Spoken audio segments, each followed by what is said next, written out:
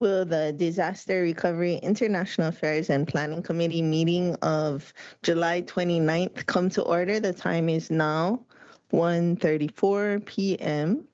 If everyone can please silence their cell phones or other noise-making devices, that will help our cause. Members, in accordance with the Sunshine Law, if you're not in the Kalanapakui conference room, please identify by name who, if anyone, is in the room, vehicle, or workspace with you today. Minors do not need to be identified. Also, please see the last page of the agenda for information on meeting connectivity. My name is Tamara Paulton, and I will be your chair for today. With us in the room, we have Committee Vice Chair Nohe Hodgins. Aloha Winala. Aloha, Chair. Aloha, everyone. We also have Councilmember Kawanoi Batangan. Aloha Winala. Aloha Winala Kako. And at someplace else, we have Councilmember Tom Cook. Aloha Winala. Aloha Winala. I'm in my key office and my loan in my office, and staff is in the front. Thank you. Thank you. And we also have Councilmember Gabe Johnson streaming in. Aloha, Chair, council members, community members. There's no testifiers at the Lanai District Office. I'm alone in my house, in my office, with a snoring doggy, and it's pouring rain outside. So we're here and ready to work. Thank you. Thank you. And we also have in the room with us today, Council Chair Alex Lee. Aloha Winala. Aloha Winala, everyone. And streaming in live and direct, we have Councilmember Keani Rollins Fernandez. Aloha Winala. Aloha Awina La, live and direct from my vehicle. I am alone here and I should be there in about 10 minutes. There are no testifiers at the Molokai District Office and I'm looking forward to Chair Lee cooking us up something good. Okay, you're going to be sitting right next to the huge bag of candy, so control yourself. Member Sinensi had a family emergency, so he's excused right now. And streaming in live and direct, we also have Councilmember Yukile Sugimura. Aloha Winala. Aloha Winala. I'm in my Kula office and looking forward to a very productive meeting. Thanks. Thank you. This meeting of the Disaster Recovery International Affairs and Planning Committee of the Maui County Council is located on the traditional Aina of Kanaka Iwi, who never ceded their sovereignty to the United States. We recognize that Her Majesty Queen Liliuokalani yielded the Hawaiian Kingdom to the U.S. in duress under threat of violence to avoid the bloodshed of her people. We further recognize that Hawaii remains an illegally occupied nation state by the U.S. as documented in a 2021 scholarly article for the National Lawyers Guild Review by Andrew Reed, adjunct professor of law at the University of Denver Stern College of Law.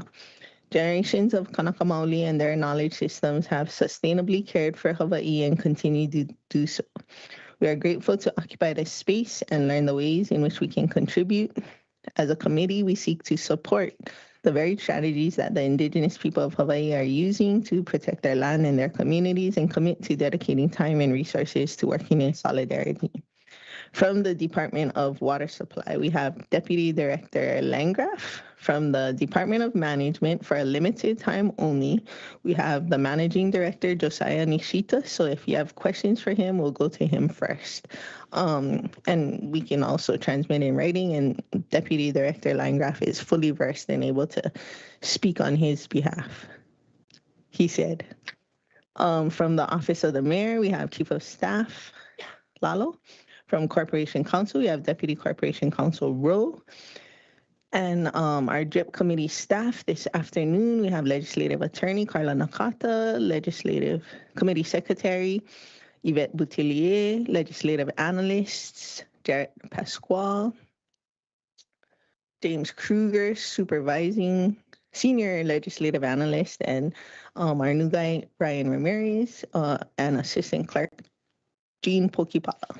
We will take testimony after opening remarks and presentations on the only item on today's agenda, which is DRIP 9/12, acquisition of Maui Land and Pine Company, Inc.'s water infrastructure assets in West Maui and upcountry.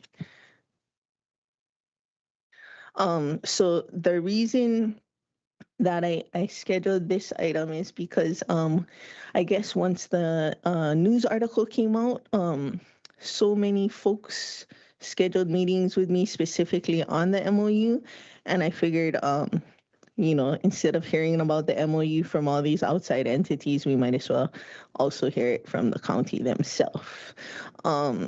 So on May 18, 2026, the mayor announced the memorandum of understanding between the County and Maui Land and Pineapple Company Incorporated on the potential acquisition of certain real property and water infrastructure assets in the West Maui and Upcountry areas. This non-binding MOU can be found under Granicus number 1. Today's discussion will help us learn more about the timeline and benchmarks for acquiring these assets, as well as review the requests made by the county and by Maui Land and Pineapple.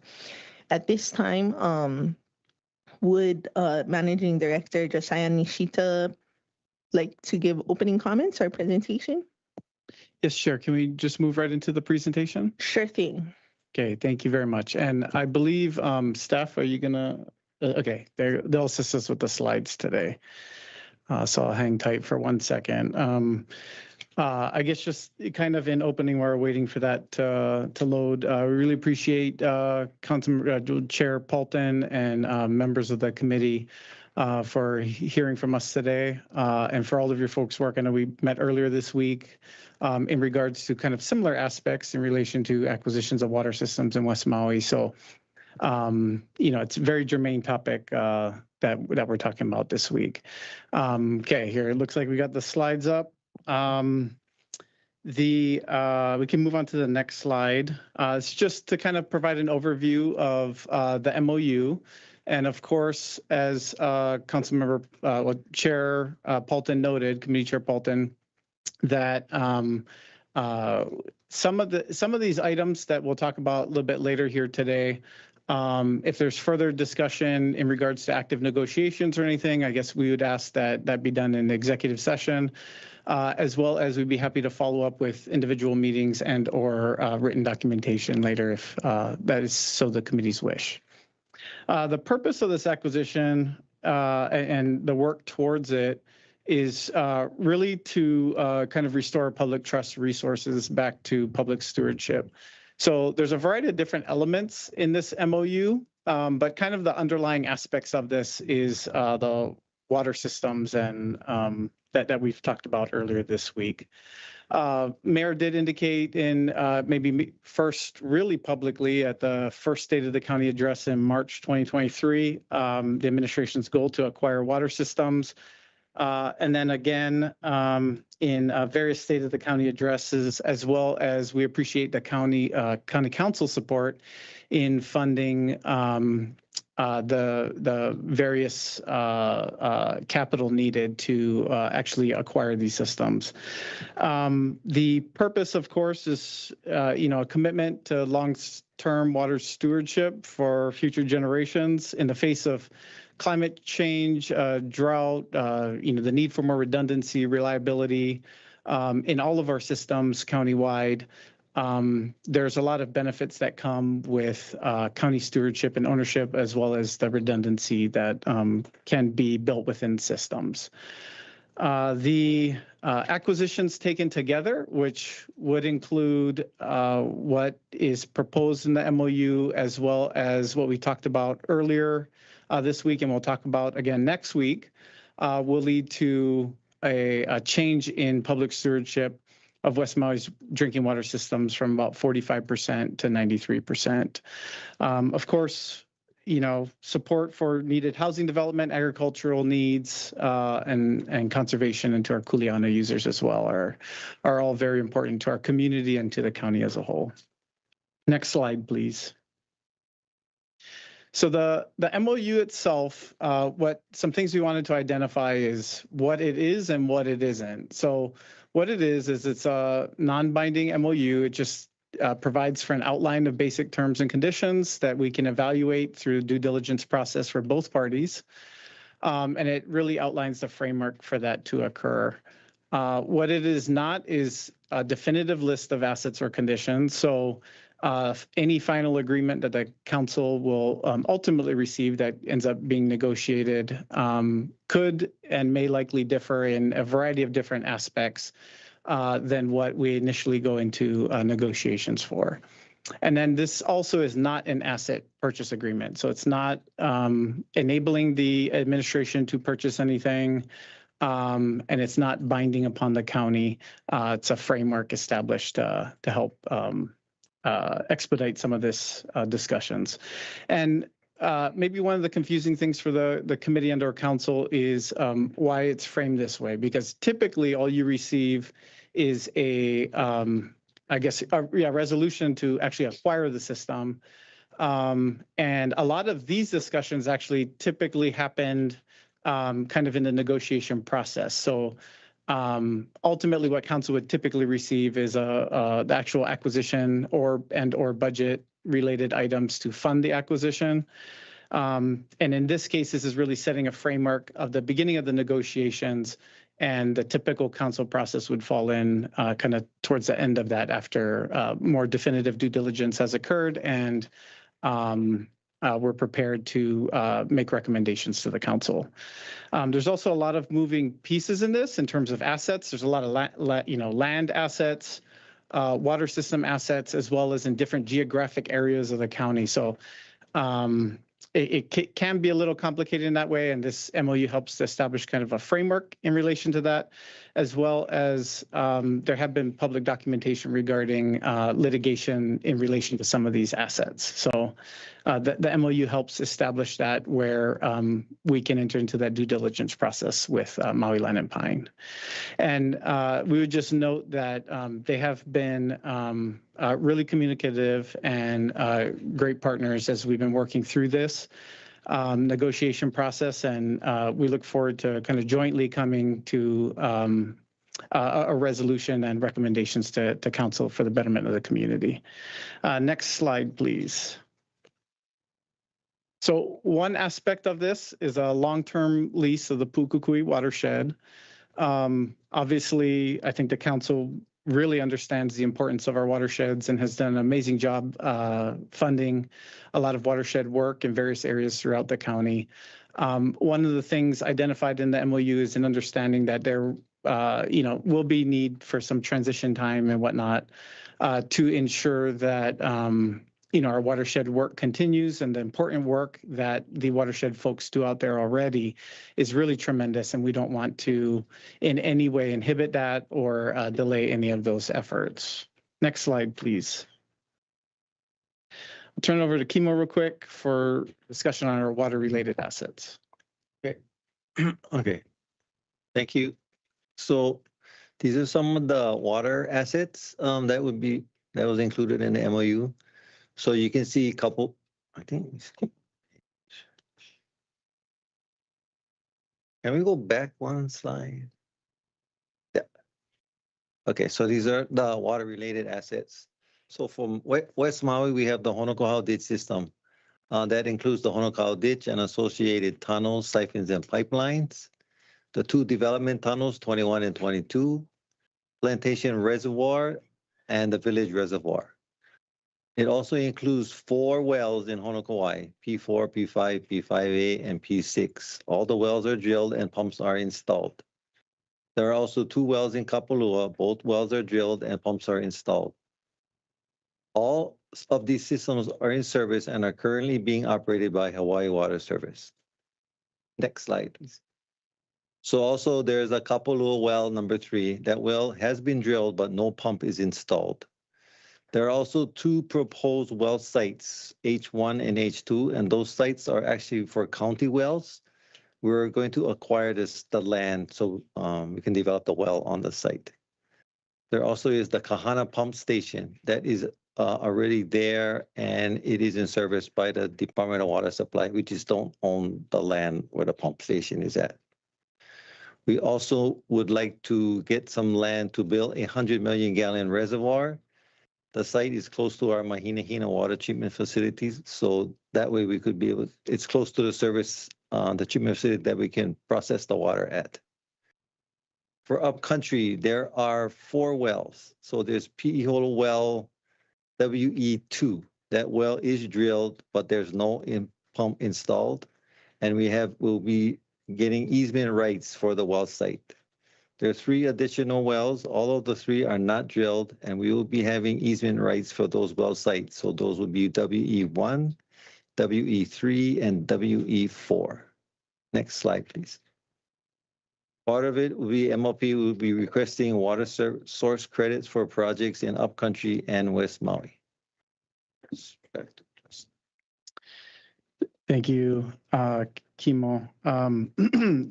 Continuing to move on with our non-water related assets. There are some examples of things being included. There's a parcel over at Moku'ula, which is a part of the Royal Complex. MLP owns a reversionary interest to a property that was previously occupied by Salvation Army. There is a roadway in Kahana and then land in Hali'imaile for a potential future police substation and fire station. Moving to the next slide, please. There are some, I think it's Exhibit B. I'm sorry, I don't have it pulled up right now. There are some items that the county will be considering through our due diligence process in relation to this. One of the items is requests for change in zoning to support housing. And there are a variety of properties identified in there for continued due diligence and identifying what the community can support and what would be included in those proposals. I just note on here that there are no active agricultural lands being used in current operations that would be identified or impacted by those parcels. There are agricultural lands in use adjacent to some of those parcels, and I'm sure we can have some discussion about that later as well. In relation to this, I think we've heard from a lot of stakeholders, a lot of members of the public and whatnot, and we love it. We encourage that to keep coming, so we make sure that whatever the final agreement is something that the community can support. So we really appreciate all that. I would just say at this stage of the process, it's a little, it's very early in the process to understand what ultimately the county will be agreeable to and what the community will be able to support. We're in the very early stages of the due diligence process. So typically this process would occur prior to bringing forward a recommendation to council. Because of the complexity of it and some of the assets being included, we want to make sure that there's some dialogue on this before we get too far down the road as well. As I said, the due diligence process has really just kind of started. We've had a few site inspections and just started receiving some documentation to review. So there's still some steps in the process that we're going to have to go before any recommendations could be made to council. Next slide, please. For next steps, just as a high-level summary, the MOU was signed. We'll initiate the due diligence and document review. So that's kind of starting now. There'll be, preliminary title reports, appraisals, things like that. And then this is a little aggressive timeline, but, following all that, we'll come to council with an actual offer and resolution for approval. Council did approve in this year's budget a funding request for this, and so we'll be continued dialogue with council regarding if any further needs are needed on the monetary side in relation to the acquisitions. I would just note for the committee too, we're not here to speak on behalf of Maui Land and Pine at all, just to present from the county side. But I would note that they did submit testimony to the committee, I believe today. And if I could read just a portion of it, kind of solidify the effort from Maui Land and Pine side as well, that that this effort began with the county's request to explore the transfer of MLP's West Maui and Upcountry water systems as part of its broader initiative to bring water resources under public management and strengthen its ability to support future housing opportunities for local families. And then it goes on to say later in the testimony, by working together, we can increase capacity and improve resiliency to West Maui and upcountry water systems while identifying opportunities for land to support much needed housing for local families. So that's kind of the genesis in which we're working, and that the framework in which Maui Land and Pine is coming from as well. And so, as I said earlier, we just appreciate the continued dialogue and partnership with them and trying to find something that works best for the community as a whole. Chair, I think that's it. Next slide. I think that's the end of our presentation. And then, as I said, we'd be happy to answer any questions or follow up later as needed. Thank you. Thank you. So that was actually opening comments from management and water supply. Did Chief of Staff have any opening comments, Ms. Lalo? Apologies, Chair. I don't believe Chief of Staff is online. Oh, okay. Well, then the answer is no. Corp Counsel, any opening comments? The only opening comment I have is that though we did not sign off on this, we did review it. Okay, and if anytime during our discussion, you will stop us if it's a executive session question. Correct. Okay. All right, we will now move on to public testimony for DRIP 912, assuming we do have, right? Thank you, Chair. There's currently no one signed up to testify. Okay, we have, okay. I'll go over the instructions. Written testimony is encouraged and can be submitted via the e-comment link on mauicounty.us/agendas. We have 2 already on there. Testifiers wanting to provide oral testimony should join the online meeting via the Microsoft Teams link printed on today's agenda, or call into the phone number which is also on today's agenda. For individuals wishing to testify via Teams, please raise your hand by clicking on the raise your hand button near the top right of your screen. For those calling in, please follow the prompts via phone. Staff will add names to the testifier list in the order testifiers sign up or raise their hands. For those on Teams, staff will lower your hand once your name is added. Staff will then call the name you're logged in under, or the last 4 digits of your phone number when it is your time to testify. At that time, staff will also enable your microphone and video. Please ensure your name on Microsoft Teams appears as the name you wish to be referred to, or as anonymous if you wish to testify anonymously. If you are in person, please notify staff that you would like to testify anonymously. Otherwise, please state your name for the record at the beginning of your testimony. Oral testimony is limited to 3 minutes. If you are still testifying beyond that time, I will kindly ask you to complete your testimony. Once you are done testifying, or if you do not wish to testify, you can view the meeting on Akaku Channel 53, Facebook Live, or mauicounty.us/agendas. At this time, we will call on testifiers wishing to testify on DRIP 9 per and 12. Thank you, Chair. I think first we'll take the individual in the conference room to give testimony, please. Hello, committee and council. A little bit different environment to testify in today.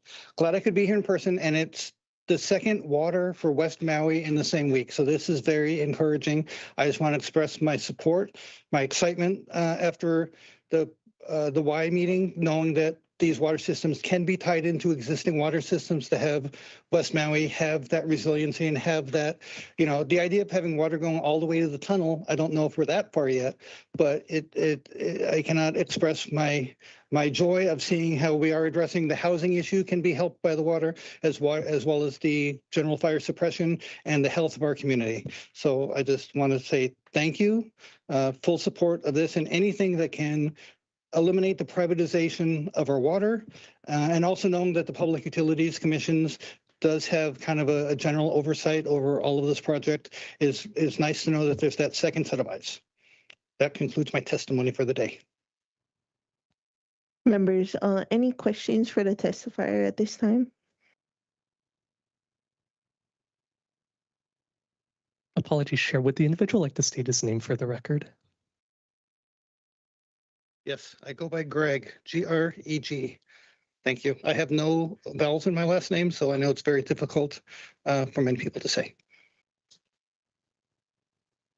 Thank you. Next testifier.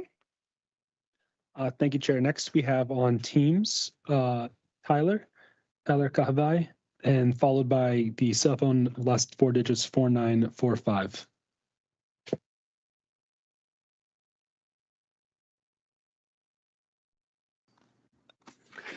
Hello, Kako. Can everyone hear me okay? Yeah, hi. Sorry, yes, we can. Wonderful. Appreciate it. My name is Tyler Sonamaker. I'm one of the co-founders of Kahe'awai Media. We're a local journalism organization here that has been reporting extensively on water issues, both on Maui and across the Pai'aina for the last several months or so.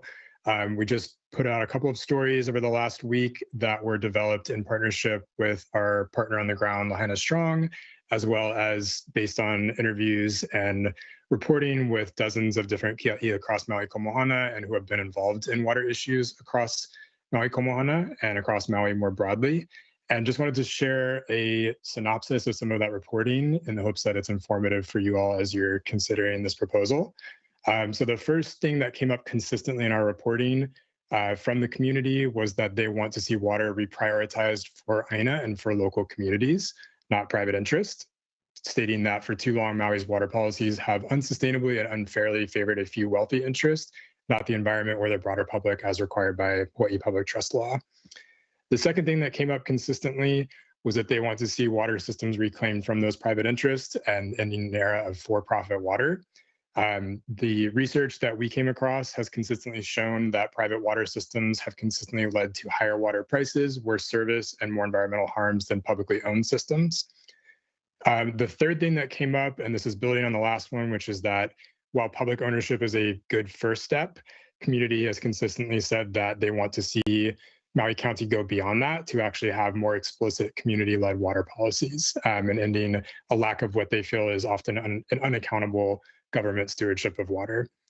The fourth thing that came up is that they want Maui County to negotiate well for taxpayers.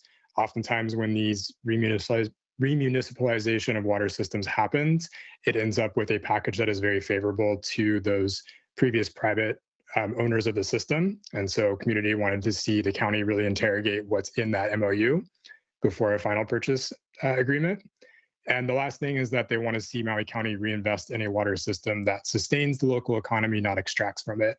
And for decades, they had seen private interests divest from both the infrastructure itself as well as the people who maintain that infrastructure, and often dismiss what is deeply valuable local knowledge in how to steward water responsibly. So they want to see this as an opportunity for the county to reinvest in that system. We also submitted this as written testimony, and I'm happy to answer any questions about what we've come across in our reporting if it's helpful. Mahalo. Thank you, Tyler. Members, questions for the testifier? I don't see that they have any questions. I did have a question. So I'm assuming that you sat through the presentation and I've read your written testimony in the e-comment as neutral.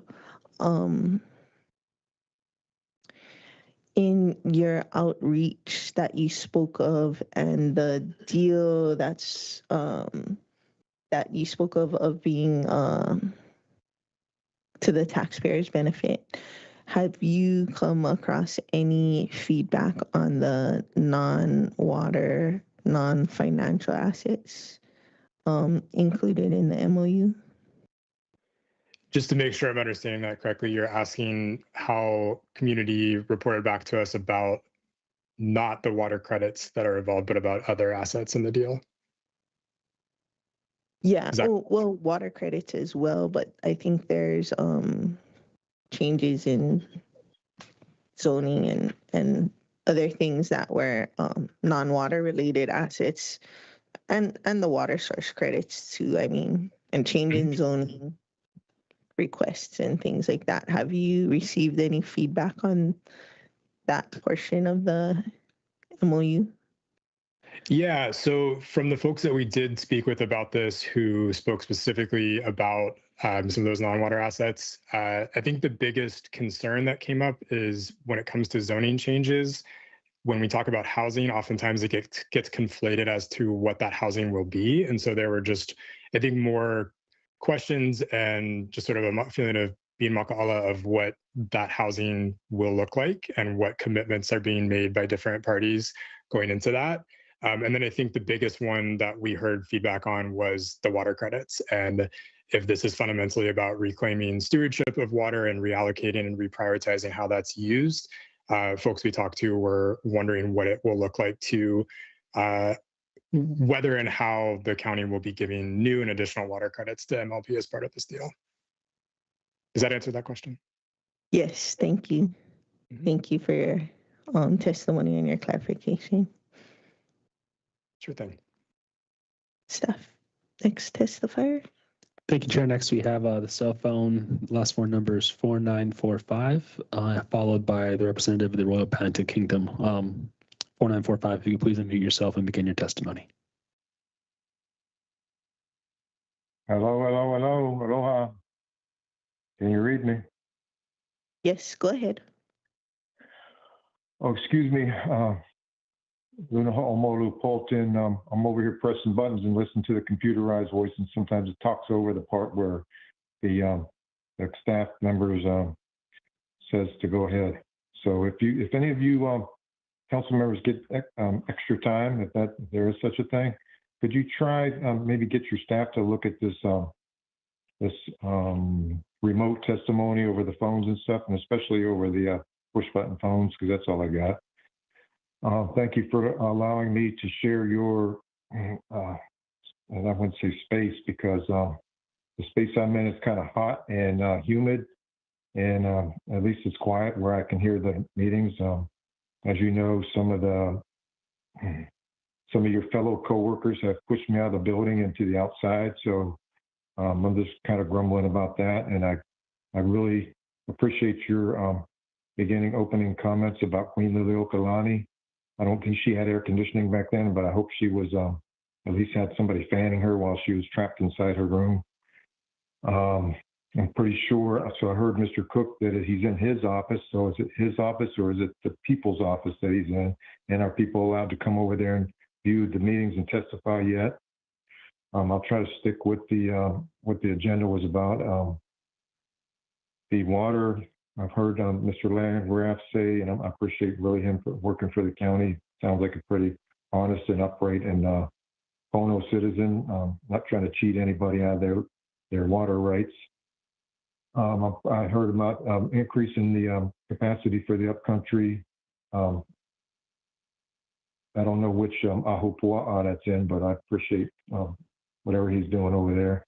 Also, speaking of upcountry, I heard Yuki Lake Sugimura say she's in her office. So is there like a new office upcountry that I might be able to go to, or maybe I could go to her house and watch the meeting with her, because there was some slides and stuff that I didn't get to see from the hard work of the county workers. I'd also like to thank Caleb Rowe. I think he's a pretty good worker guy over there. So as soon as we get a new council and a new chair and stuff and head start to roll, maybe we can promote him up to closer to the top. And especially Miss Jean Pocapala there, listening to the whole conversation. She's such a good worker and stuff. So I do have something productive to add to this thing instead of just grumbling. The Hawaiian word of the day I've decided is pu'uwai, which means heart. And the reason I say that is because, and that's not the literal translation. I believe it means water pump. And I won't get into the. Okay, so I'll just say blood and fire is the.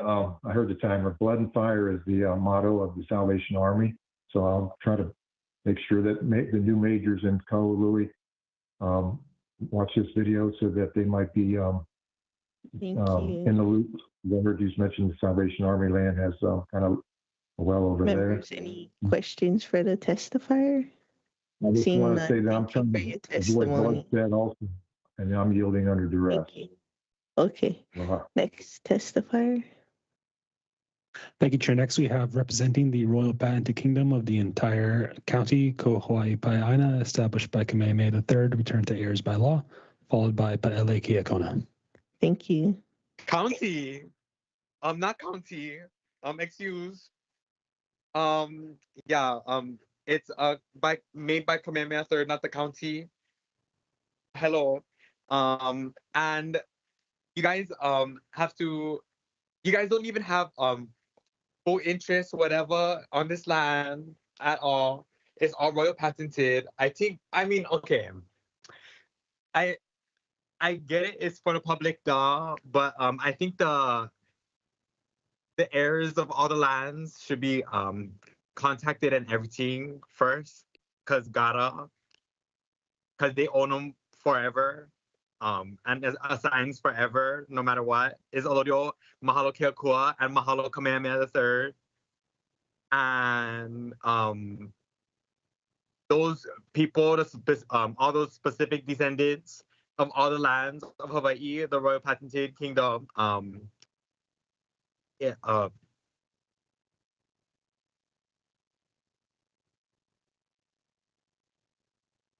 Oh, hello. Are you still there?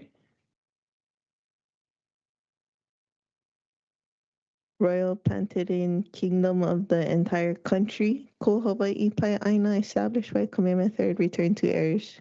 Are you still there? Chair, looks like he dropped off the meeting. Thank you. Okay. Do you recall what time he dropped off at? Oh, okay. Maybe just set that to the side and we can go on to the next testifier. And then when he comes back, we'll tell him how much time he has left. If he comes back. Thank you, Chair. Our next testifier then is Pa'ele Kiakona. If you could be in your testimony, please. Aloha, Kapo. Can you guys hear me okay? Yes, we can. Right on. Mahalo. Mahalo, everybody, for your time. My name is Pa'ele Kiakona. I am a resident of Honokohau Valley. So this issue is near and dear to my heart when it comes to water ownership. Similarly, like we heard on Monday, I'm fully in support of any initiative that removes private purveyors and private entities from our ownership of a public trust resource. So again, another step in the right direction, but there are things that I am concerned of a little bit when it comes to the water credits itself. As we heard, if it's an initiative for us to, put more of our public trust resource in the public's hands, I don't think it should come with stipulations tied to it as so. I know it's a transaction, so just wanted to be clear of that there is some contention and some concern around that, just as far as making sure that we're not now putting other developments ahead of community housing and long-term affordable housing for our people. And then one last thing, at least personally, I know that the MOU hasn't really been circulated too much and made fully public. So I'd like to see a little bit of more of that, is just the transparency there. But other than that, in regards to the One Up Country as well, I don't feel comfortable to speak to that directly, but it is another effort to retrieve that water and put it in public hands. So any initiative, like I said, I support there. My one recommendation I would like for us to consider and potentially write in somehow is anytime we are to look at VAI in other areas, or for example in Honokohau Valley, that every single step of the way we are touching on the Ohana and the Kuleana landowners of that space. When it comes to Honokohau, Honolua, Honopowai, anywhere up country, any of the East Maui water system, just in general, I believe that's a good due diligence on everybody's part to make sure that the people who are affected by those acquisitions and that diversion of water are consulted with, so we're not affecting their day-to-day. But that concludes my testimony. Mahalo all of you for your time. Thank you, Mr. Kiakona. Members, questions for the testifier? Seeing the members don't have any questions, I just wanted to clarify when you were speaking about the credits and other things, just wanted to clarify that you're more in support of a financial transaction for the water assets rather than other things like credits or entitlements and stuff like that. Yes, because we can make these I guess these transactions if they come in the form of a promise as far as like what credits going into some space. Sometimes we overpromise and we can't deliver that, then we end up putting a hold on potential, other potential affordable housing units. So I just don't want that to get ahead of what is the most important right now for our community.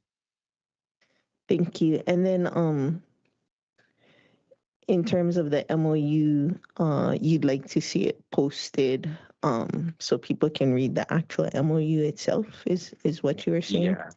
Yeah, it's the MOU itself hasn't really been circulated with the credit quantities or even the specific parcels getting land use support. So yes, I would like to, some transparency there. Okay. Staff in Granicus, have we posted the MOU itself? Yes. Okay, because is that number one correspondent? For me, I'm having that error message. But if you are able to, anyone try look under mauicounty.us/agendas, and it would be under today's DRIP committee meeting details, Granicus number 1. Josiah, did you have a point of information? All I was going to say is if members of the public are having a hard time accessing it in Granicus, it was published along with the press release. So you can literally Google search it and it will come up. It's on the document center on the mauicounty.gov site. Thanks. Oh, thank you. All right, that works. Yeah, that makes randomly been working and not working for us on Granicus, and I'm not sure. Sometimes it works and it doesn't, but Document Center on the county's website, you're saying Google it or search it up. Thank you. Thank you for that clarification. Next testifier, please. Thank you, Chair. We're returning to our previous testifier now, who looks to be back online, representing the Royal Patented Kingdom of the entire country, Ko Hawaii Pa'aina, established by Kamehameha III, returned to heirs by law. You have 2 minutes remaining in your testimony, please. Thank you. Go ahead. Okay, mahalo. Yeah, I just wanted to say that the heirs of the royal patents, but made by Kamehameha III and by God, is the only patents that supersede all the other patents, all the other grants that was granted by all the later kings. And you guys gotta gotta return all the lands now and find all the heirs, because I never got, to be honest, I'm gonna be honest here. And I went descendant of Manua, of Honolua, and I never got contacted. Every single descendant gotta get called up for this, for real. Every single one. There's the main landholders that still hold the last names still to this day. That's all alive still. All the lands of Hawaii. So you guys gotta return all the lands for real. HRS 172-11, yeah. Let's follow the law. And because the royal patents, and that's internationally recognized, it owns those lands forever. The Kanaka, yeah. And the Konohiki and all the heirs of His Majesty Kamehameha III, Mahalo Keakua, and Kamehameha III. And yeah, you guys don't have no right to build any kind of stuff, like if it's a system or anything inside Moku, Hinia, over there, Lahaina side. To be honest, I don't know. I don't think that's right. I mean, never had a system. If you guys building one system over there, I don't know if it's like one system or what. But yeah, no. Even if it's construction too, oh hell no, fuck that. But no, yeah, no. But okay. If we cannot cuss, that would help. Okay. But yeah, there shouldn't be any construction, anything like that over there. where the king used to live, and yeah, call all the descendants of all the royal pageants, and yeah, because they own them forever. Thank you. Members, any And questions it's for because the they know and it's because they know how to restore the land too. That's the main part. Yeah. Thank you. Members, any questions for the testifier? Seeing none, thank you for your testimony. You can call the next testifier. Thank you, Chair. There's currently no one else signed up to testify. Would you like me to do a last call? Sure, yes, please. Thank you. If anyone else would like to testify on this item, please raise your hand on Teams or approach the testifier stand. I think we got Kapali Kiahi. Yes, Chair. Thank you. I do see, let's see here. Just one more testifier. It's a Kapali Kiahi. If you could please begin your testimony. Thank you. Aloha, can you hear me? Yes, we can. Okay. Aloha again, everybody. Mahalo for the opportunity to testify on this item. Whenever there's a agreement over VI that doesn't necessarily include us, I mean, I'm assuming it includes us, Kanaka Maoli, or lineal descendants of the areas that are in question. I assume that we are included, but it is not necessarily delineated. But the council needs to take into consideration the fact that Kanaka Maoli still have inalienable rights to our VI. We also have some level, some degree of authority over this VI. And in future consideration of the ability to decide what happens to this VI, Kanaka Maoli definitely need to have a stronghold in making those decisions. As for our community over here in West Maui, we've learned painful lessons over the many decades about concentrating essential resources into few hands. If ownership is transferred from private interest to government, but decision-making remains distant from the communities most affected, then we will have changed only ownership without truly changing governance. And governance needs to change. For far too long, the Kanaka Maoli, especially the people of the Valley of Honokohau, has had to face absorbing the consequences of people making decisions in their stead over VI that supposedly they have a priority over. And the priority that is stated in the state water code has always remained theoretical. They've never been given priority. Kanaka Maoli has never been given priority. As soon as the plantations took over, none of our rights have been protected. I would add that these plantations do not deserve, especially Mauiland and Pine, do not deserve any future water holding for continued luxury development. Their history is laced with injustice. Injustice against not only Kanaka Maoli, but their kingdom, their ancestors' kingdom. So, yeah, with that, I just want to say we need to change governance. Kanaka Maoli need to have a stronghold in the decision making. So, mahalo. Thank you. Members, questions for the testifier? Member Rollins Fernandez. Mahalo, Chair. This is in aloha, Mr. Kapili. Mahalo for your testimony. Regarding the governance that you spoke of, you understand that West Maui could establish a water authority Under our charter, yeah. Yes, I do. Okay, just checking. Yes, Mahalo. got it. Mahalo, Chair. Thank you. Members, any further questions for the testifier? Seeing that my colleagues do not have any, I had one. We had an earlier testifier from Kaheawai Media that said that they did dozens of conversations with Kia'iwai community leaders and water experts who have extensive knowledge on West Maui's water systems.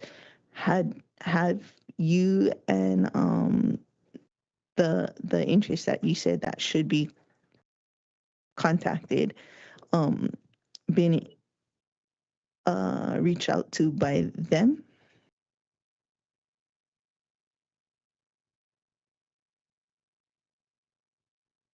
Oh, you're muted.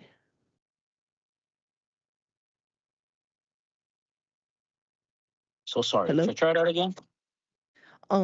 We had an earlier testifier that wasn't testifying on behalf, but said that they summarized their conversations with Kia'iwai community leaders and water experts who have extensive knowledge of West Maui water systems, Kaheawai Media, and I was wondering if they had reached out to you.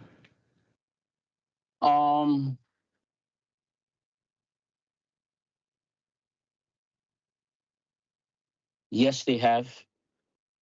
I'm pretty sure they have. To tell you the truth, I'm not exactly sure, but I know we've been in conversations. And did you feel that their testimony, written or oral, reflected accurately those conversations? Yes, I do think so. Yes, absolutely. Okay, thank you. Thank you for that clarification. Any further questions for the testifier? Seeing none, thank you so much. At this time, I would like to recognize that Councilmember Shane Sinensi has joined the meeting. Aloha Winala. And if you had any disclaimer of who's in the room, vehicle, or workspace with you.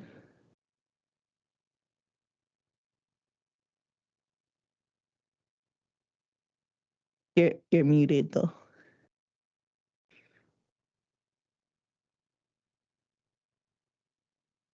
Still muted.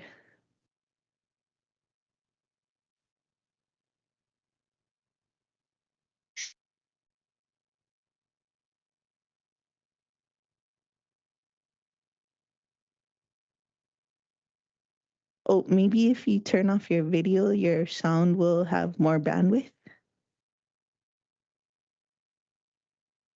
Because you keep freezing. Your sound.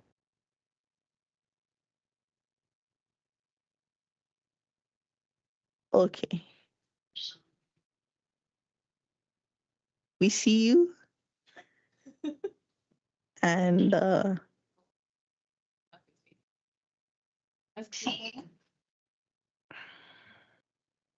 okay, let us know when you have more bandwidth and you can say words, because we see you lighting up your box, but no sound is coming out of the speakers. Thank you. Okay. Okay, next testifier. Thank you, Chair. There's currently no one signed up to testify further. I can do a last call if you'd like. Sure.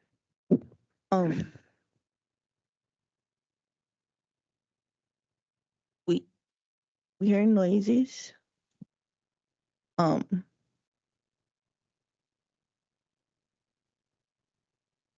Okay. So yeah, go ahead with the last call. Thank you, Chair. This will be a last call for testimony. If anyone would like to testify, please raise your hand on Teams or approach the testifier's podium here in the conference room. This last call for testimony ends in 3, 2, 1. Chair, I see no further people wishing to testify. Members, any objection to closing public testimony? Okay. So we have the resources listed at the beginning. Managing Director Nishita was going to join online while he returns to his situationship that he has. And member Sinanci. Oh, thank you. Okay. So we'll do rounds of 5 minutes per member. If we stray into executive session territory, Deputy Corp Counsel Rowe will stop us and then maybe write down that question. And if it's a desire of this body, we can address it in executive session. Does that sound like a good plan? Okay. I had a copy of the MOU, so it's okay for me not to have access to it on Granicus. But that is there, as well as the presentation that was given. And we have Deputy Landgraf, Deputy Rowe, potentially Miss Lalo if she's on, and potentially Mr. Nishita if he's still on. I'm on, Chair. Oh, okay. I do know that Mr. Nishita has something, so let's do, before we go for the 5 minutes, does anyone have a question for Mr. Nishita? And let's get that out of the way so he can continue on. Member Hodgins, go ahead. Thank you, Managing Director. I appreciate your presentation and your explanation of this promise ring of an MOU, this non-binding version of an MOU.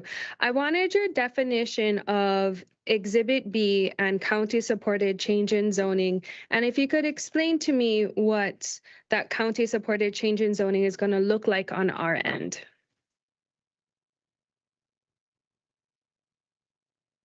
Thanks, Chair. Thank you, Council Member, for the question.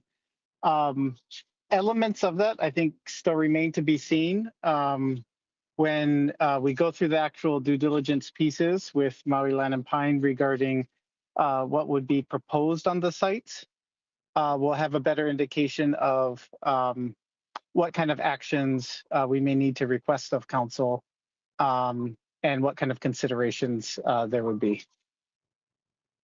Are we planning on doing a county initiated change in zoning, or is this going to be landowner initiated change in zoning? Do we know that, or is that still part of our discussion?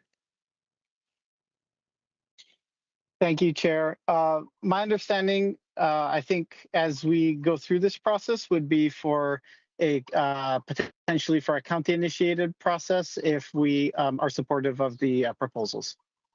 Okay, thank you. Let me see what else I had. Oh, so we can expect the appraisals later this year. I saw in your timeline. Is that correct? Thank you, Chair. If all goes well, I think as I indicated, it's a fairly aggressive timeframe. And some of those factors are outside of our control, such as, the availability of the contractors and things like that. So we'll do our best to get it to you as quickly as we can. But that's our kind of aggressive projections right now. Okay, and then at that time, when we have the appraisals, that's when we would begin the actual discussions of a binding MOU. Is that our timeline? Yeah, we would need those appraisals completed and then the assessments done so that we would know what would be like a fair price to agree upon, as well as what an evaluation of those, considerations being requested, how that could potentially factor into any price negotiation. Okay, thank you. I think that's all I have for now, Chair. If anybody else. Anyone else? Member Batangan, question for Mr. Nishita. Thank you, Chair. So just want to confirm, MD, that everything that in the MOU that says will require council approval or may require council approval is not going to hold up the agreement. So if council through its deliberation decides not to move forward with any of those provisions, it's not going to kill the proposal, correct? Thank you, Chair. It's a a little broad question just because there's so many different elements. So, I mean, I guess the way I have to answer it is some of the conditions, or considerations that we'll work through the due diligence, potentially could impact, price or assets or things like that. So I can't say that if council, didn't agree with a consideration that it wouldn't impact anything. I think it would just, we would want to have discussions with council to see what council would be kind of favorable towards. And, once we have recommendations from the due diligence, what could be supported in ultimate proposal so that we can get all the kind of assets and projects, the package through But without, the negotiations are not placing an obligation on council to take specific action, correct? No, council would have to approve the ultimate authority to acquire, and you guys would be able to determine whether you agree with that or not. Understood. Thank you.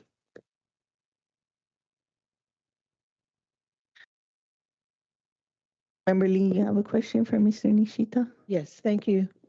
Mr. Nishita, so these briefings are purely informational, are they not? With the council? Yeah, the briefing today that we're at is purely informational.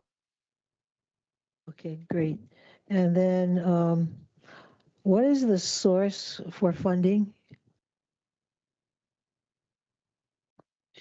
Thank you, Chair. It may depend on the asset being identified, but we did get approval from council. Thank you very much in the FY27 budget proposal for considerations for this asset purchase, potential asset purchase agreement. So we do have but that funding was a in the budget right preliminary. now. That was quite preliminary, though. We weren't even. Yeah, we didn't know council will have exactly what we to. were paying for. Council will have to approve the actual agreement. So while you did provide some funding in the budget, that's just one mechanism. Council will still have to authorize the actual acquisition. So it doesn't give up your authority to do so. It just means that we may not have to find funding when the time comes. Okay, and what is responsible for driving this process? It seems to be time sensitive on your side. Thank you, Chair. I guess I'm not quite sure what the question means, but we are trying to acquire all the systems in. I should say we're trying to acquire various systems in different areas of the county, and obviously there is the opportunity to do so. So what the county has agreed to is move forward in good faith kind of process and negotiations towards that end, since we have an agreeable partner to work towards something that we can all feel would be a benefit of the community. Okay, because these are non-binding MOUs that you're working on. So I'm just wondering, is why not take them one by one? As opposed to, because for one thing, this one with Maui Land and Pine, I think there are a lot of issues with the water credits. So, are you trying to bundle these purchases? Thank you, Chair. Some of the assets, some of the assets may be included together in the sense of like, we may need certain storage capacity for a certain asset or other things like that. And a variety of the assets, we may come to council as sort of, independent acquisitions. It's really going to be a part of the negotiation process and planning that out as we go through the due diligence. I wouldn't expect that council is going to get one agreement for all assets, if that's what you're getting at. There would likely be at least separate agreements for water assets and land assets because of the different nature of that. And then depending on the asset itself, some may be able to move quicker than others, or some we may reach agreement on, on others quicker than other assets. That's all I have for now. Thank you. Thank you. I see Member Cook, Member Sugimura, then Member Rollins Fernandez. Thank you, Go Chair. ahead, Member Cook. My question for Mr. Nishita, the Managing Director. For the Lane Poco and Olowalu purchases, there was a third-party audit and inspection of all of the assets. Is that occurring? When will that occur? And is that some of the money that is funded for previously, would that be used to pay for those appraisals and audits? Thank you, Chair. Yeah, as a part of our due diligence, we will do assessments on the variety of the various assets. There are some funding that council provided previously for acquisitions, which includes the ability for that due diligence process to occur. And so, yes, I guess in short, it would be done, and then we would bring that back before council with, any recommendations we have. Like I said, the aggressive schedule would be kind of fall of this year. I think it was on what it indicated on the timeline. But, there could be various reasons why that may be delayed, or we may need to take, further considerations into account as we evaluate the assets. Okay, thank you. That's my questions. Member Sugimura. Thank you. This is regarding transparency and due diligence. So request public and council disclosure of due diligence documents and clarification on land title issues, asking if Marland and Pine will indemnify the county against potential title disputes. Managing Director, is that you or Corp Counsel? Well, thank you, Chair. Some of that sounded a little bit more in the legal realm, but I would just note that kind of some of the things that I heard brought up there would be part of kind of negotiating the final agreements. So I think that still remains to be seen about what, we'll be able to work through for the various assets and, what we can come to agreement on. Okay, so more details to come. So we heard from various entities in the community, and this is regarding Maui Gold. In one of your slides, it talks about tax map keys to use for housing, I think Ag 2 R1. This would be properties that are now under the lease, I guess, agreements with Maui Gold Pineapple. Do you know anything more about that? And do you want me to read off the TMKs? Thank you, Chair. No, I don't need the TMKs. The assets that potentially are included in that change in zoning proposals that we'll evaluate during the due diligence process. To my knowledge, it does not include any of the parcels that is currently leased to a Hawaii Farm Project. We did meet with them and some other stakeholders as well. So we are aware of the concerns regarding, continuing active agriculture, but that those properties kind of abut the property that they lease, but it is not inclusive of their current lease arrangement, to my knowledge.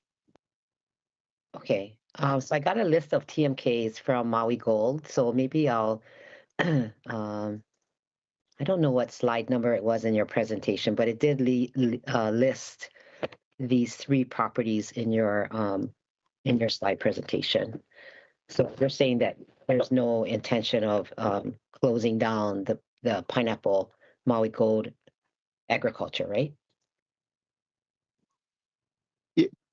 Yeah, Chair. I think I think I mentioned this in the presentation, but none of the parcels were currently, under that evaluation have active ag operations on them. But it is something we did hear from the community, so we are very cognizant of that as we continue the negotiations and due diligence. Okay, that's important. Okay, thank you very much. Member Rollins Fernandez. Mahalo, Chair. Mahalo, Managing Director. Okay. All right. My first set of questions is regarding the change in zoning for the land. Okay, so the MOU says that it would that county desires to prioritize owner occupied, and the presentation says support for much needed housing development for local residents. So what kind of guarantee is the administration contemplating to ensure that the 3 parcels in Makawao, the one in Honokiana and in Alailoa, would be for housing for locals, for residents, and not luxury? Thank you, Chair. There are, potentially a few different mechanisms that could be accomplished. I wouldn't want to talk too much about that at this moment, just, given active state of negotiations. But, I guess I'll leave it at that. We'd be happy to follow up with you folks, I guess either in exec session or later individually, if need to talk through some of those mechanisms of what you folks would be comfortable with. Okay, because for the public seeing, it says change in zoning to support housing. So I just want to ensure that it doesn't end up just being like vacant luxury lots, which I think, the administration also supports. So I look forward to hearing more information on that. And the next set of questions will be regarding the appraisals. So the appraisals that you folks are waiting for would be a similar appraisal for the water like we received for Olowalu and for Launiupoko, and then also appraisals for each of the parcels on slide 7. Thank you, Chair. Yeah, appraisals would be needed for the various assets acquired, and some of the assets, maybe elements of the water system or whatnot may have, additional assessment done, whether that be on, condition assessment or on, some improvements needed or, future CIP investment or anything like that, just to kind of give a good indication that can occur through the appraisal process too. But we'll see as we kind of get in further into due diligence what kind of assessments might be needed to make sure that the council feels comfortable with whatever acquisitions are presented. Okay, mahalo. And then unlike Olowalu and Launiupoko, is the intention to acquire the land that the water systems are on also, and not just an easement? Thank you for the question. I think Deputy Landgraf identified in some of the presentation, there's portions that may be actual ownership and some portions that may be easement. So it kind of depends on the asset. And I'm sure as we continue dialogue with Maui Land and Pine on this, there may be some variations in that as well. Okay. And I think this will be the last question for you. And then I have questions for Deputy Director Landgraf. Actually, it might be for him, but I'll just ask it. And if it's not for you, then I'll just hold. So similar question to Chair Lee's regarding Makawao. So the upcountry water meter list, if there's intention to develop upcountry, is there a plan to circumvent the upcountry water meter list to provide water to those lots?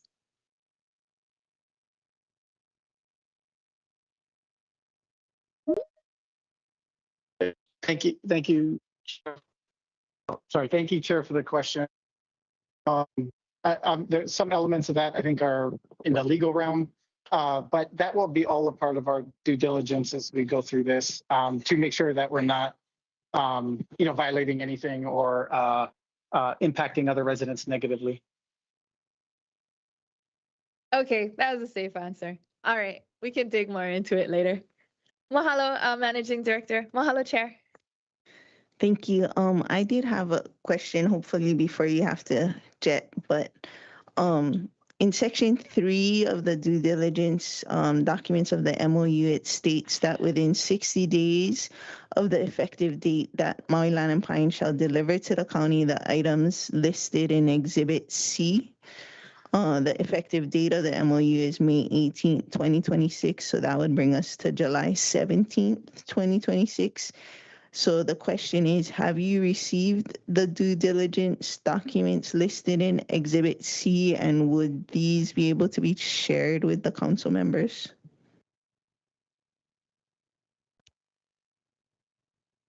Thank you, Chair. Thank you for the question. The county has started being able to review documentation in relation to the due diligence. The county actually doesn't possess or control the documents. We have access to the documentation for that due diligence review and whatnot.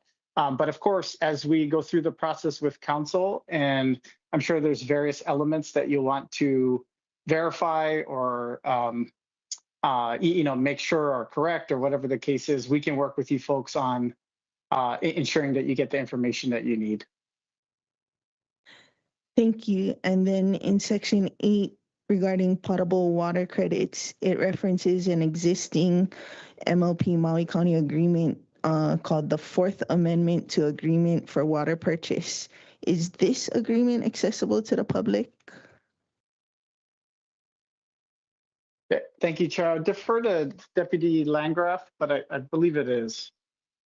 Oh, okay. And then it's an identified priority to protect and preserve prime ag land in Hawaii.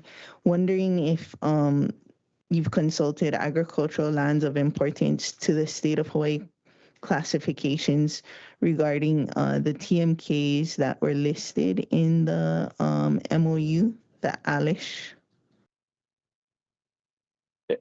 Thank you, Chair. Yeah, as I indicated, to my knowledge, there's not active agricultural operations on the parcels being identified, but as a part of our process, we will consult with our agricultural partners just to understand the impacts of any proposal or any potential agreement. Has MLP shared their development plans for those parcels with you folks? Thank you, Chair. There's a team involved in this, so I don't know if anything has been shared that I haven't seen yet, but the development plans, to my knowledge, have not been presented to the council, to the county yet. And in which case, we'll review with MLP at that time, if any additional considerations or concerns or questions from the county. Thank you. I do see Member Sinensi has his hand up. Member Sinensi, if you want to give your disclosure, if you can talk, and then go ahead with your questions. Hello, Chair. I jumped on my old Surface Pro, but I'm here at my home office and I'm here by myself. And my apologies, I didn't hear the opening remarks from the department, but just for clarification, Director, the request in Exhibit A and the MOU was from the county, and Exhibit B was MLP's considerations, but they are a willing seller, but not all of the assets are part of the Thank you, Chair. Thank you, Chair. Yeah, no, all the assets are under consideration, and we'll have dialogue with MLP regarding any of the considerations. As I said, as we go through the due diligence process with the council and Maui Land and Pine, and continuing to understand more from community partners and residents on any potential impacts or concerns, we'll make sure that we factor those in when we submit a recommendation to council. Okay, thank you for that. Thank you, Chair. Thank you. And Member Sinensi, just to catch up, the opening comments that you missed are in a presentation on Granicus number 2, if you want to just flip through that. Members, any questions further for specifically Managing Director, or can we let him get to what he needs to situation about? Oh, Charlie has one more for you. So, Mr. Nishita, you're waiting for appraisals. What about audits? Thank you, Chair. Could you clarify what you mean by audits? So that we can see the financial position that Maui Land and Pine is in, if they have any liabilities or any active lawsuits or litigation going on, any not assessments, but commitments, let's say they haven't fulfilled. I mean, we're taking on a lot from them without even knowing half of the information.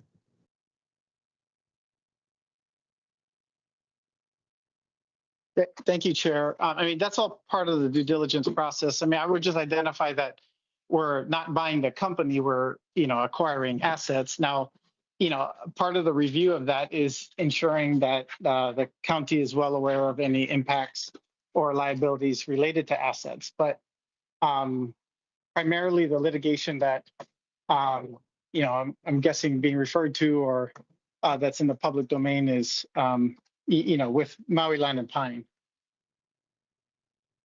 Yeah, I'm just concerned that we, because the company has a reputation for being in financial trouble in the past, I'm just hoping that we know exactly what we're buying and that, our purchase of the water systems, and that's why I question about the land in Hali'imaile. Why would we have to worry about that? Why can't we just focus on West Maui? So I just hope that we're not trying to help them out of their financial woes, as opposed to just buying a property, buying a water system. Thank you.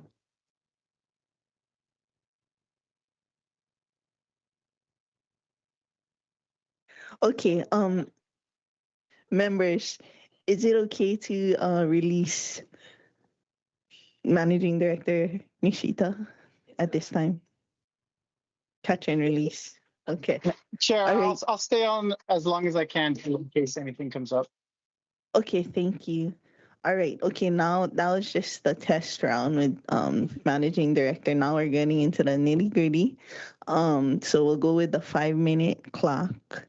And I can go by raise of hands because you guys are so accommodating and well behaved for this portion. Member Batangan. Thank you, Chair. Deputy Landgraf, can you please explain Section 8 regarding the water credits? I don't think I understand what I'm reading. Can you just give an overview of what is being requested?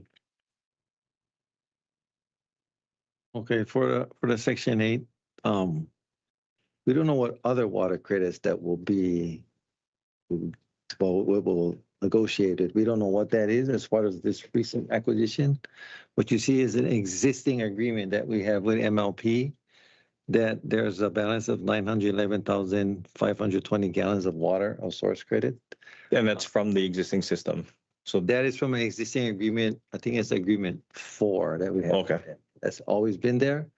But as you can see, it's only if the water is available. Right. Okay, so then elsewhere, Section 10, we're obligated to honor the existing water agreement. If MLP can't already provide for all of its existing customers, including the county, are we taking on those liabilities? And then I think I understand from this agreement that we are contemplating new water sources. And with those, will the priority be for that water to go to filling the existing customer needs? Or will there be opportunity for it to be put towards new development? So if you mean existing customers, like existing MLP customers, is that? Yeah, because if I'm reading Section 10 correctly, we need to yes, provide for all of the water in MLP's existing agreement. Okay, yes, that is true. So part of the due diligence process is we need to see all those agreements and see what's in there, right? And so when we see that, we'll know what is there and what we have to do, and if that can be done with what the existing system has. Now, we don't know. We're not saying that we're gonna give all the existing new source to their customers first, right? It'll depend on what is decided as far as in the negotiations. Okay. And then I don't understand why this clause is even in there. So earlier this week, when we were talking about Laniopoko and Oluwalu, I asked if purchasing those assets came with any obligations or liabilities. And managing director said, no, when you purchase a water asset, it doesn't come with any of those. So is the provision to honor MOP's existing water agreements part of the negotiation, or is that just standard with the is that just standard when it comes to purchasing a system like this? The negotiation. Okay, so we are choosing to take on that liability. Well, we haven't chosen to say yes yet, right? Like I said, we have to look at it and see what the agreement says in it. Okay. Yeah, so we're kind of, right? It allows us to call. That's what it has. Okay. Okay. But that is negotiated. It's not something that just comes with buying a water asset. Correct. Okay. Then, sorry. I skipped over section 9 because my questions regarding section 8 and 10 were connected. But my understanding is that the watershed, Pu'ukukui, is conservation land and that there's already a nonprofit managing it. Why is the county choosing to lease that land if it's already under conservation and being maintained? Do we anticipate adding additional investments to the watershed protection? We already do. Part of the department does fund that watershed. Right. But so I guess the idea is so that we can, I guess, not manage the watershed. Yeah. That way we could, if we needed to. And that is something that we are wanting to do, or is that part of the negotiation that they're asking for?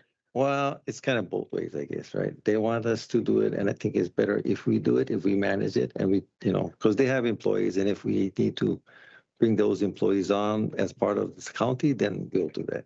Okay. I'm just going through in order of sections as I wrote down my notes. Section 12 has to do with contested land. They're giving us they're going to convey to the county land requested as is, where is, without any warranty of title. Just this morning, we were discussing what happens when there's clouded title to land. So is MLP going to indemnify the county of any sort of lawsuits or agree to defend us if there's any defects or disputes to the land that we're acquiring? We can ask them. Please do so. I heard the timer. Thank you, Chair. Thank you. And I mean, I don't know, it says MLP does not intend to quiet or clear title to any county request or to procure title insurance. So, I mean, we can ask, but it seems that condition 12 says they don't want to. Just saying. Yeah, but it's still just the MOU, right? Still just the MOU. So we can still ask. Yeah. Okay. So first round, does somebody want to go after Member Batangan? Okay, Charlie, 5 minutes. Okay, I don't have 5 minutes worth to ask you. What I did want to ask you, in fact, I got distracted now. Yeah, I should have written it down, but it did have to do with, okay, the property in upcountry. Okay. Hali'imalia. Okay. So I keep worrying about that one. Okay. And besides the fact that, do we need a fire station in the middle of ag land? I don't know. I'm not sure that that's the best place to put it. Nor do I think maybe housing at this point adjacent to active pineapple growing. Okay. They have huge fields of pineapple and do we put residential properties up against that? It doesn't seem to be a good fit. Okay. I mean, I get complaints all the time for the Wailuku base yard, yeah, because people move close to that, which they should know better, but They move close to the base yard. Now they want to get rid of the base yard. Yeah. You know? So we can't just up and leave and find another place. It's the same thing. We have active ag, successful ag business going on. Do we want to abut it with residential properties or a fire station? So I don't see how that's a good fit, but who are you talking to think of different ways on how to use the property? You mean as far as if they were going to convert it to residential, is that what you, Yeah. or just Or is it feasible to buy it? yeah. But just like I said, that was part of the MOU. So, we didn't really fully, I guess, look at what it looks like when it's developed. Yeah, we haven't gotten to that part yet. Mhm. So we're still waiting to see all of their due diligence. We have it. We just have to go through it and see what's in there. So it was their idea to add property upcountry.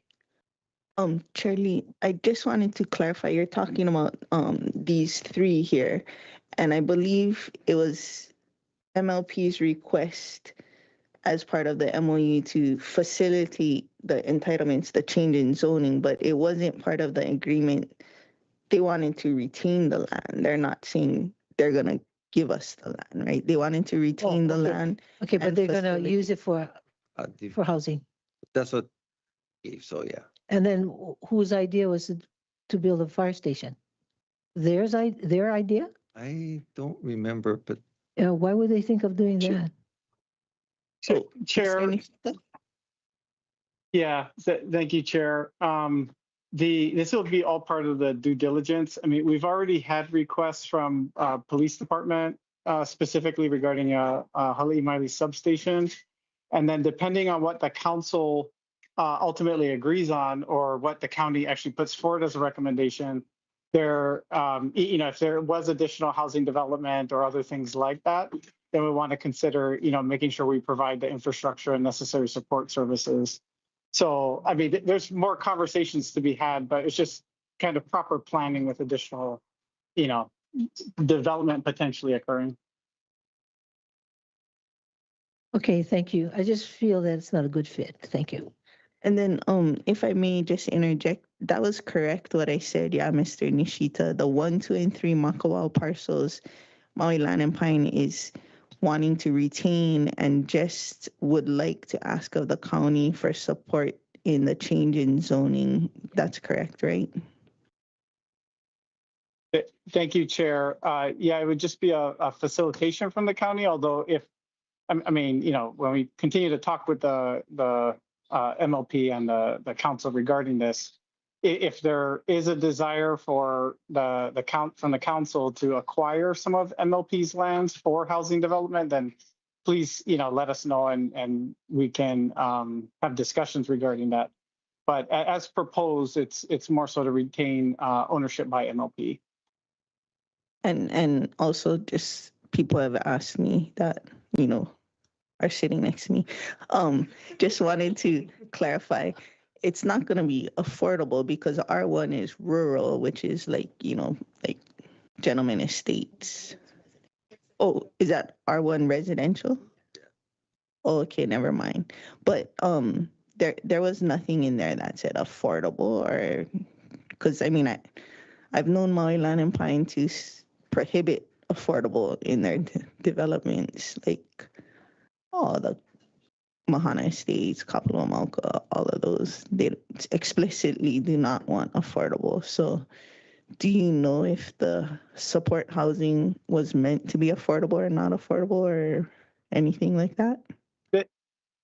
Thank you, Chair. That will come as a part of the due diligence when we see the plans presented.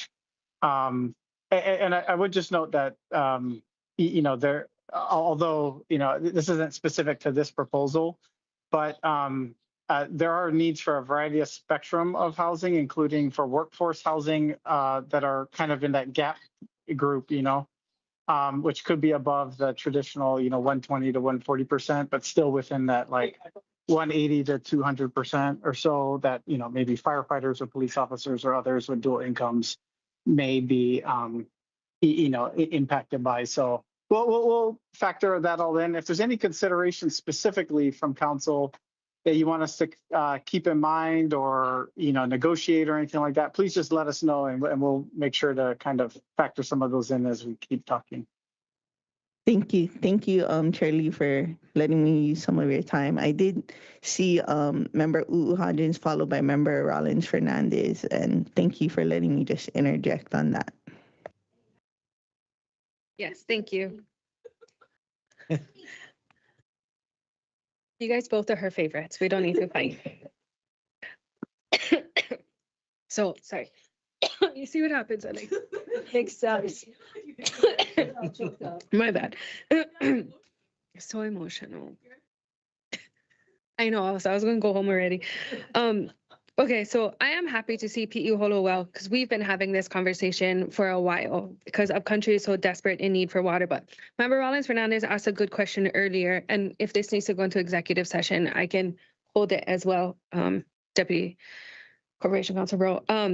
How does this, not necessarily in direct coordination with the change in zoning, but the hopeful purchase of more water assets Upcountry affect the water meter list, the water meter waiting list?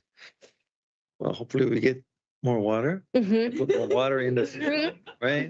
That helps us go on the list. Okay, good. Are we planning on doing, because you've had meetings Upcountry, I appreciate that, very simple, because I also think that way. But are we anticipating any changes to how we address the water meter waiting list? I guess is another part B of that question. Consideration to that. Okay. Is this going to expedite any changes required to the list or? Okay. Okay, thank you. And then it also says that, and either this is for you or from MD, that they intend to consider, at least for the PE Holo Well, it differs for the other sections of this MOU, intend to consider a 50% discount of this asset for the PE Holo Wells in consideration of the water credits and change in zoning. So for whatever reason, if we choose not to do any of the change in zonings, we would then obviously not receive the discount and we would have to pay full price for probably all of it if that turns into some sort of consideration. Do we have a understanding of the total cost? No, because I know we didn't go through appraisal yet, but do we understand what we're getting ourselves into, or are we just aiming for the stars right now? Well, we're not aiming for the stars. Okay. But so we have an idea. Okay.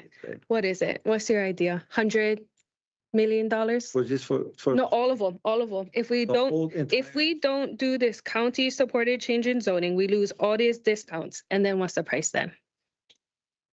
Do we know? Not. Chair, I guess Chair, I would just say that we don't want to disclose anything in public session. Okay, you can tell me after. I think that's all for now. Okay, and then Member Rollins Fernandez.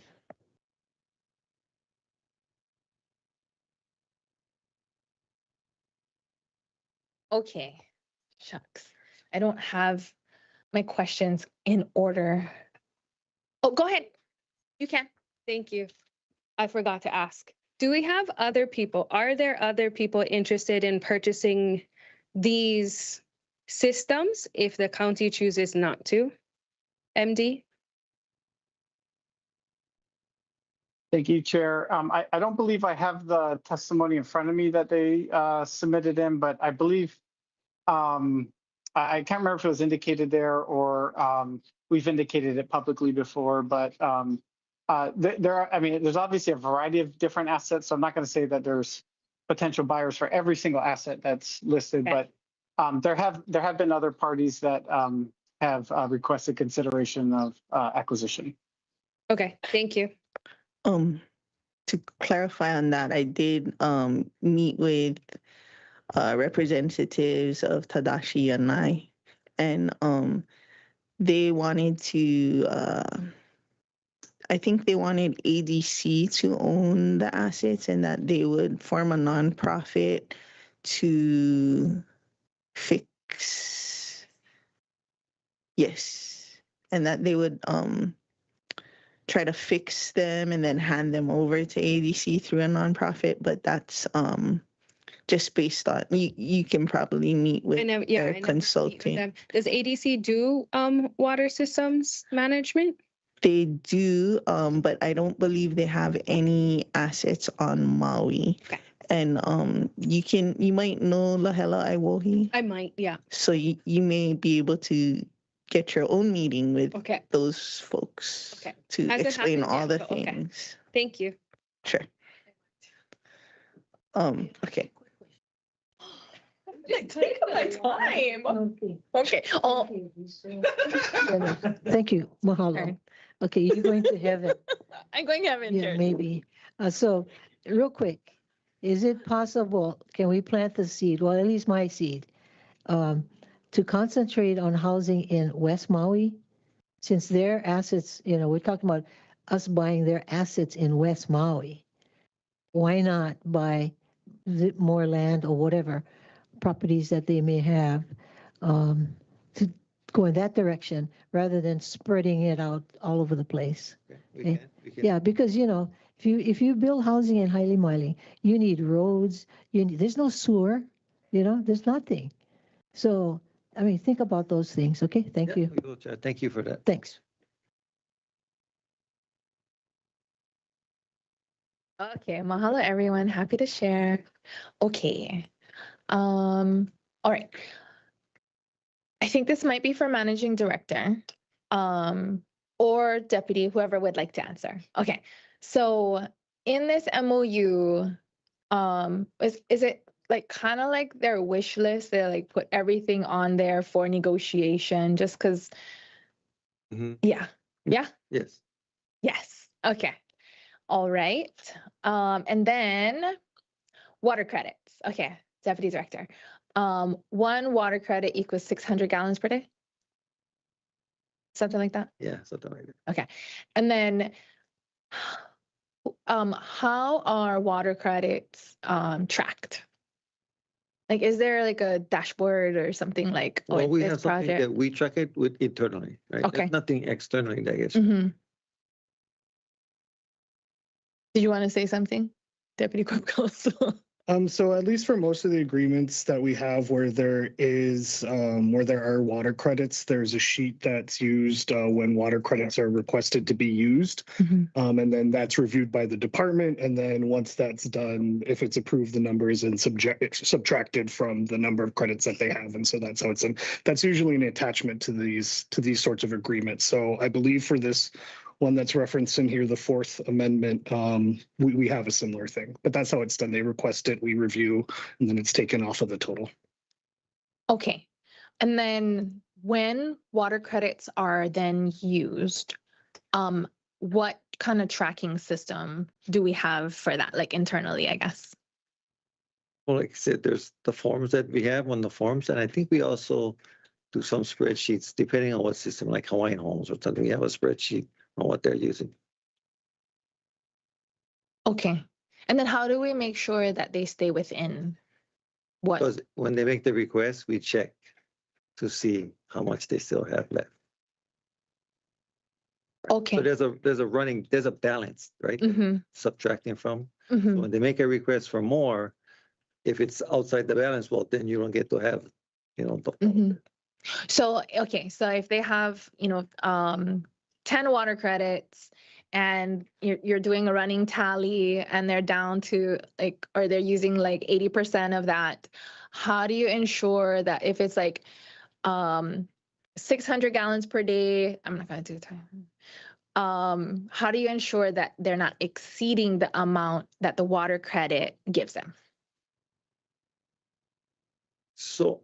Yeah, but I like him answer. Okay. So we know, like say if it's a resident one house, right? It's 600 gallons per day. So if there's 10 houses, we're going to look if that's equivalent to 6,000 gallons per day. I thought we were going by 300 now, equivalent. No, we never changed it. Oh, we never changed it yet. Okay. We're still looking and seeing because we're doing evaluation if it's down to 300, right? It's probably around there, but we need to stay on the 600 for right now because we not want to commit to the 300 yet. Oh, okay. I thought we already approved one ESD. Okay, that's different. Oh, different. Yeah, it's still based on 600. When you look at the ESD, it's not equivalent. Oh, It okay. doesn't work. So we're still on 600. Yeah. Confusing. Yes, it is. Okay, but that's why we're asking questions. So that we understand and the public can Yeah. try to understand too. Okay. Okay, so then if they do exceed, Then it's no, right? You only get to go up until what you have. That's it. right, but if they do exceed, then what happens? We're not gonna give any more. Okay, but you can't shut off the water. Well, but if they're asking, that means the houses nothing has been built yet, right? They would have to get a pre-approval, like we're gonna build 500 houses, and do you have water? Right, so like, okay, let's say that the houses are built and the people are in it. And then we give them the credits and they're not supposed, they only have, like 600 gallons per day for this house or whatever. And, like what we're experiencing now, there's, like generational families all squeezing inside one home. And now the amount of water that they use is doubled. So they're exceeding the 600 per day water credit, but we're not going to shut off their water. No. Okay, but it's gonna depend now if that's still one house and all of a sudden you're using 700? Yes. I said double, It but depends if there's, so when you do the initial building permit, right, for the house, we're gonna look and see, and then we're gonna, since now we're on ESDs now, right? So it's looked at a little bit differently, even though it's based on 600. Now, I'm not the expert who can explain, but we can have somebody explain it better than I can, right? oh, okay. Who's the expert? Jensen, Okay, all right? all So, right. Yeah. Yes. Post-construction is. Post-construction. Because we're gonna look at the ESDs on the first one, right? And so you get 3.5, say it was a 3-bedroom, 2-bed, right? And so we know how much more became delivery with that ESD, right? So if you come in to add an ADU, fine, you're still within the ESD, you pay the impact fee, but you're still based on the 600. Impact fee. It's gonna change. That's how it's gonna be, when it's the ESD is gonna be an impact fee, yeah.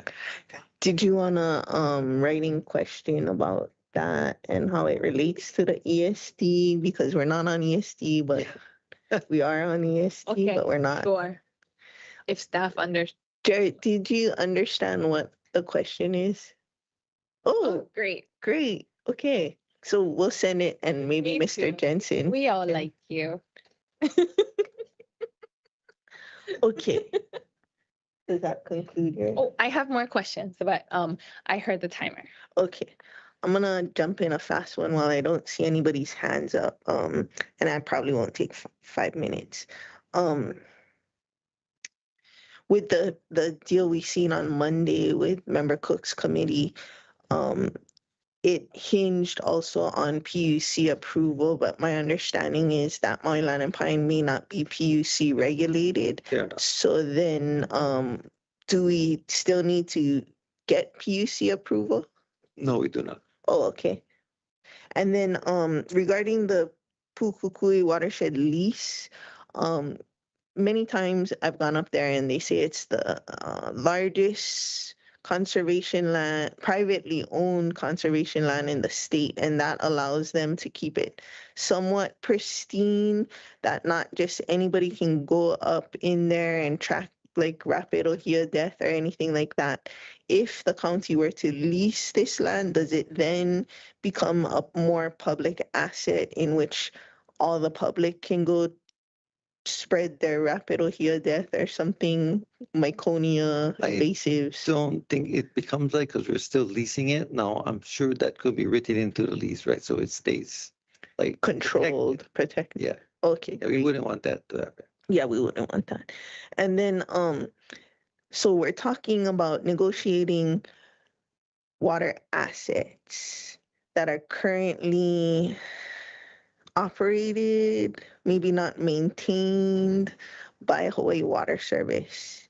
If the county were to acquire those water assets, where does Hawaii Water Service fit into the equation, or do they continue to manage? They could possibly fit into the equation and they might still be able to help, or during the transition process, there would be that they would still operate it until the county was ready to, learn enough about it. So the long-term vision. Oh, go ahead, Mr. Nishita. Sorry, Chair. If I may, some of those assets are just essentially the source. Like in Kapalua, Hawaii Water Service, it kind of owns and operates the distribution system. So even if we acquired maybe the rights or the actual source itself, there are still operational aspects to get water to individuals that Hawaii Water Service would still be a part of.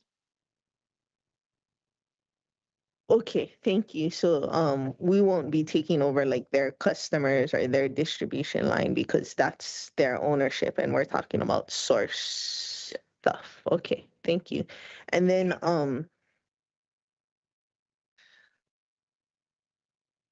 in terms of maintenance,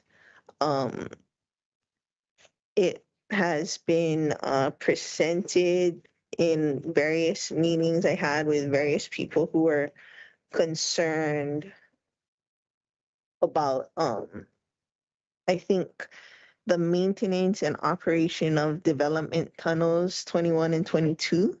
Are those going to be I've heard different stories about their efficiency, maintenance, and all the things from each different person I talked to has different assessments of development tunnels 21 and 22. So like would we eventually at some point employ Carollo Engineering or whomever to I guess assess those and give us like a third party opinion because I've heard everything under the sun. Yeah, about so we those. can do it as part of the appraisal process. Okay. That would be part of the process. Okay. And then the PE Holo wells, it looks like either have not been drilled or no pump installed, so they're not producing anything at this time. Correct. Okay, I do see that Mr. Jensen just got here. Do members want to designate him a resource according to rule, the one that we follow for designating 18A of the rules of the council? Yes. Okay, we'll designate Mr. Jensen as a resource according to rule 18A of the council. And Member Rollins Fernandez, would you like to go back to your water credit ESD? We don't ESD unless we ESD question. Okay, mahalo, Chair. And I think the fan, when you turn on the mic, it has the roaring noise. Sometimes when people look at me, I get don't look at me. You must be desperate. Aloha, Mr. Jensen. Mahalo for being with us today. Okay, so I was asking Deputy Director about the water credits being awarded to the entity. So in this case, MLP. And then, so it's like 600 gallons per day. And then when estimating the amount of water credits being satisfied, and so, like the outstanding amount of credits, if a house that you estimated, to be worth like 1 or 2 credits, or I don't know how you folks do it. That's why we called you. So then you can tell me. But if it starts to exceed, so it's like 1 credit equals 600 gallons per day. And then if it starts to exceed 600, what happens? Yeah, whatever it is, whether it's like more people like squishing into the house, or whether it's, like landscaping, or hopefully not swimming pools, but farming or something. Thank you for the question. Glad to be here. So the 600 gallon a day is kind of that's our standard projection for a single family home. It is an over projection, which the new methodology focusing on bedrooms and bathrooms does tighten that up a little bit. And we actually think that if someone builds a 3-bed, 2-bath house that is, or a 4-bed, 2-bath house that is 1 ESD, that's projected to be 300 gallons a day. And we still expect that people would actually come in a little bit under that. Some folks will use a little more. We're not expecting to watch people's bills and say, as soon as you are exceeding the water right that you paid for, that we're coming knocking on your door. We know that that system is designed to target a box that most, not everyone will fit in exactly, but on average, it's sufficient. So some will use a little less, some will use a little more. The average is what we're shooting for. So if we're giving credits in a situation like this, then the first step would be to determine what the overall credit is. We would tend to still look at that in total gallons per day. Remember, the equivalent single dwelling is simply a unit of measurement that's equal to 300 gallons a day. So if there's a credit given of 300,000 gallons a day for whatever the agreement stipulates, then that would be equal to 1,000 ESDs. And then if the person is using those credits to build and occupy homes, then on a home by home basis, we would basically debit their ledger of credits, and for everything that's equal to 1.0 ESDs, we would deduct 300. But then we're not going to be, once that use kind of commences, then it kind of translates to actual production numbers, and we look at system-wide, the whole system's producing this much, which is the demand, and then we look at our analysis of reliability, and we publish the updated memos and stuff like that. So we're not going to be, our intention is not to come back and true up with people. Hopefully that answers the question. It's tricky, but. Yeah. Oh, so you said updating memos. What memos? The memos that we publish on our website for maximum reliable capacity. The one for West Side last year, showed that we're over, that the demand is over the reliable capacity of the system, and we'll be updating that memo later this year when we look at current production numbers. So when the demand exceeds the reliable capacity, what happens? We stop issuing water service. Okay. Yeah. And then we're pumping more to meet the demand, or what's happening to meet the demand, or because we don't shut off people's water. So correct. If the demand is exceeding what we have for West Maui, most of it, a lot of it is still burnt down. So is your projection on reliable capacity is as if everything existed? Yes, it's based on pre-fire consumption, and then applying the population growth from our water use and development plan. So yeah, it's.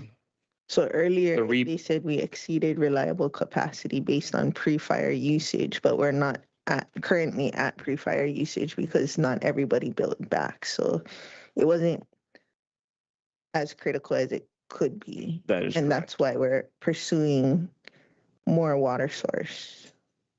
Because if we were at pre-fire usage, we would be exceeding reliable capacity. Trying to get ahead of the curve. And usually ditch water is not a part of reliable capacity. It is. Oh, it is. It's part of the surface water treatment facility, yeah, or whatever that is. Into the mic. Oh, sorry. So it's part of the surface water treatment facility, yeah, so that whatever the treatment facility produces, that gets added to the reliable capacity also. After it produces it, because sometimes it's whatever the plant produces, yeah. Then it becomes reliable capacity. Because if it rains really hard and the water is too turbid, you cannot use it. Well, that's only for short term, right? When you do the reliable capacity, you look over the average for the year, not just that one instantaneous. So there's been periods with no rain, periods with too much rain, and that's all averaged out. That's all calculated into the max reliable capacity. Okay, and so that's why we're at this point today, because we're exceeding pre-fire reliable capacity. So this is the response to the situation. Yeah. Yeah. Okay. And how much water would be needed to meet the demand of the upcountry water meter list? 1400. Wow. Technical term. Uku bio. Okay, and then while you're looking that up, I have a question about the appraisal time frame. In the presentation, it said that the appraisers would be contracted by fall of 2026, and then by winter 2026, County of Maui to make offers, submit resolution to council. So, like 2-3 months, the appraisals, the water appraisals will be filed. Yes, that would be hopefully. Yeah. But something can always happen, right? So we'll just stay tuned. Best guess. Yeah. Okay. You have the answer? Shooting from the hip, I think about 2.2 million gallons a day to fulfill the wait list. All right. Mahalo. Okay. And then, okay, so 2 things. Oh, I think this is for managing director if he's still on. So, in doing the negotiations, there's council approval for the change in zoning, but the Maui Planning Commission, we would still need to. Oh, maybe it's legal. So, Deputy Corp Counsel, we would still need to go through the Maui Planning Commission, and then like that whole process. So it's still not like council's full authority to approve. Oh, and the State Land Use Commission. Yes, so it would be going through whatever process those kinds of changes would normally go through. And there was an earlier question about whether it's going to be council initiated or county initiated or developer initiated. We specifically left that out of the agreement to keep that as a negotiating portion. Okay, and then okay. So the land, you don't know. Okay. I'm trying to figure out how to phrase this because managing director said to indicate what the council would like, and me as a single individual council member would like that land to like be in like trust, like Lahaina Community Land Trust kind, where it stays as housing for the residents. So I'm just gonna put that out there. You don't need to respond to that. That's just my indication of what I'd like. Did you want to clarify which land you're referring to? The ones that Maui Land and Pine wanted to retain but acquire zoning, all of these changes in zoning to support housing. Yes, the housing one. Like it, if housing is allowed, you'd like it to be in a land trust for a resident. Yes. Okay. For me, I'm a little concerned about number 4, Honoke'ana.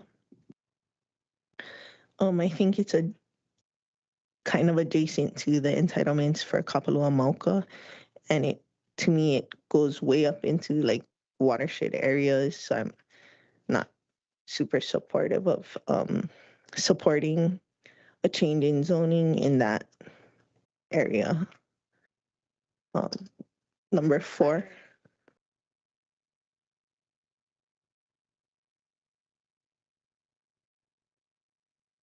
For your notes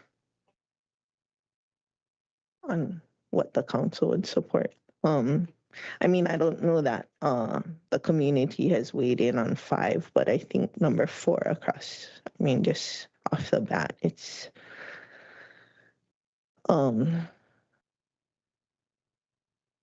I mean, it feels like a add on to Kapalua Mauka, which is luxury development. I don't know.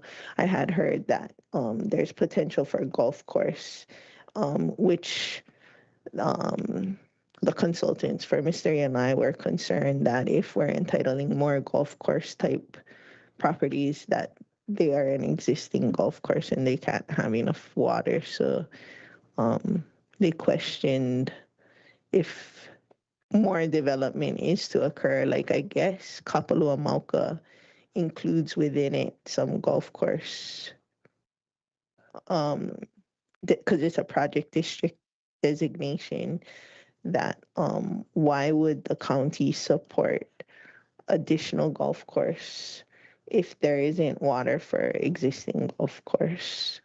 But I don't know if that's part of the credit conversation. Does credits only allow towards housing, or is credits towards whatever it is that they'd like to use it for, including and up to a golf course? Or So we would not give credits to golf courses. oh, okay. Oh, great. And then the reservoir, I believe is the village reservoir. Is that the Duck Pond one? I don't know which one is Duck Pond, but it might be. I don't know. We've seen both of them. I forget which is the one with all the ducks in it already. And that's that's the one that the county is interested in. Is that I think it's two of them, right? The plantation and village, yeah. village? And I know one of them is the duck one. Yeah. And my understanding is that leaks. Yes, so that would be part, we hopefully we can expand it to get more storage, right, to catch the high flows. And so if that was a part of it, then we would reline it if that was. Okay. And you folks are aware that I think that some of those run the fire hydrants. Yes, we know that the fire system is supported by the reservoirs. Okay. And so it can't be, it can't be below a certain level because they have to, right. Okay. And so then if we were to acquire those assets, then we would be the responsible party to ensure that their fire suppression system has the water that it needs. So we would be responsible for the reservoir, not the actual fire hydrants. That would still be under Hawaii Water Service, but we would be responsible to make sure that the reservoir had the water in it. And do we know how much relining of the duck pond could cost? I don't have an estimate for you right now. That'll be part of the due diligence. Yes. Okay. All right, I just jumped in there again. Member Sugimura, for your first opportunity, followed by Member Hodgins if nobody else has a first. Thank you. Go ahead. I want to just support what Chair Lee said about for upcountry area to not include those TMKs or for housing in that area, because I don't want anything to impact Maui Gold Pineapple. So I just want to make that statement. I also I would like to agree with Charlie and Member Sugimura on that as well. Okay. Thank you. And I think it's important. I mean, agriculture is so fragile. I don't understand. I think Managing Director said that the TMKs are around the area. I'm not too sure what that means, because the TMKs and the way it was presented in the presentation, it sure sounded like conversion to housing, residential. So that could be, I guess, clarified. I also met with TY, and honestly, what they can bring to the table, I think, will help expedite some of the problems that we're seeing in West Maui, because they could do it more expeditiously than the county can. Because as you know, we would have to go through a process that will RFP and whatever it is, but just a private entity and with the resources that they can bring to the table, I see great value in it.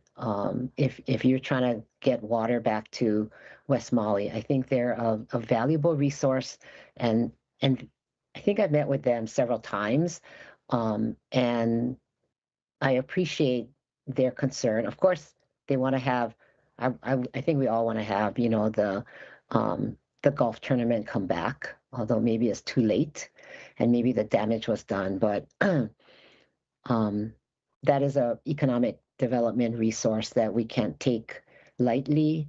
So I just want to put in a good word for, what they want to do. And I hope that in all of this discussion, managing director and the water department, you can, hear what they say and give it some kind of consideration as we move this project forward, because I believe they have solutions for us. I'm not too sure why you wouldn't. Do you have a comment for that or? Thank you, Chair. Yeah, happy to comment on that. I guess I don't know the exact date range, but we've probably been meeting with them for probably about a year now. So we're well aware of, what they're proposing. I would say that previously in the early discussions, they were advocating for state control through the ADC. I think that was brought up earlier.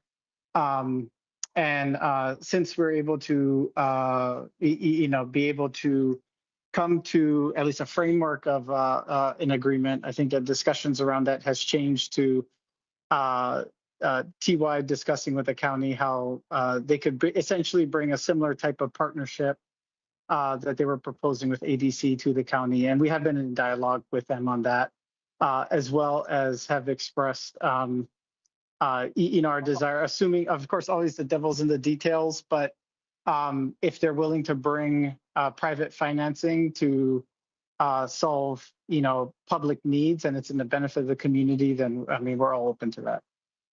Oh, that's great.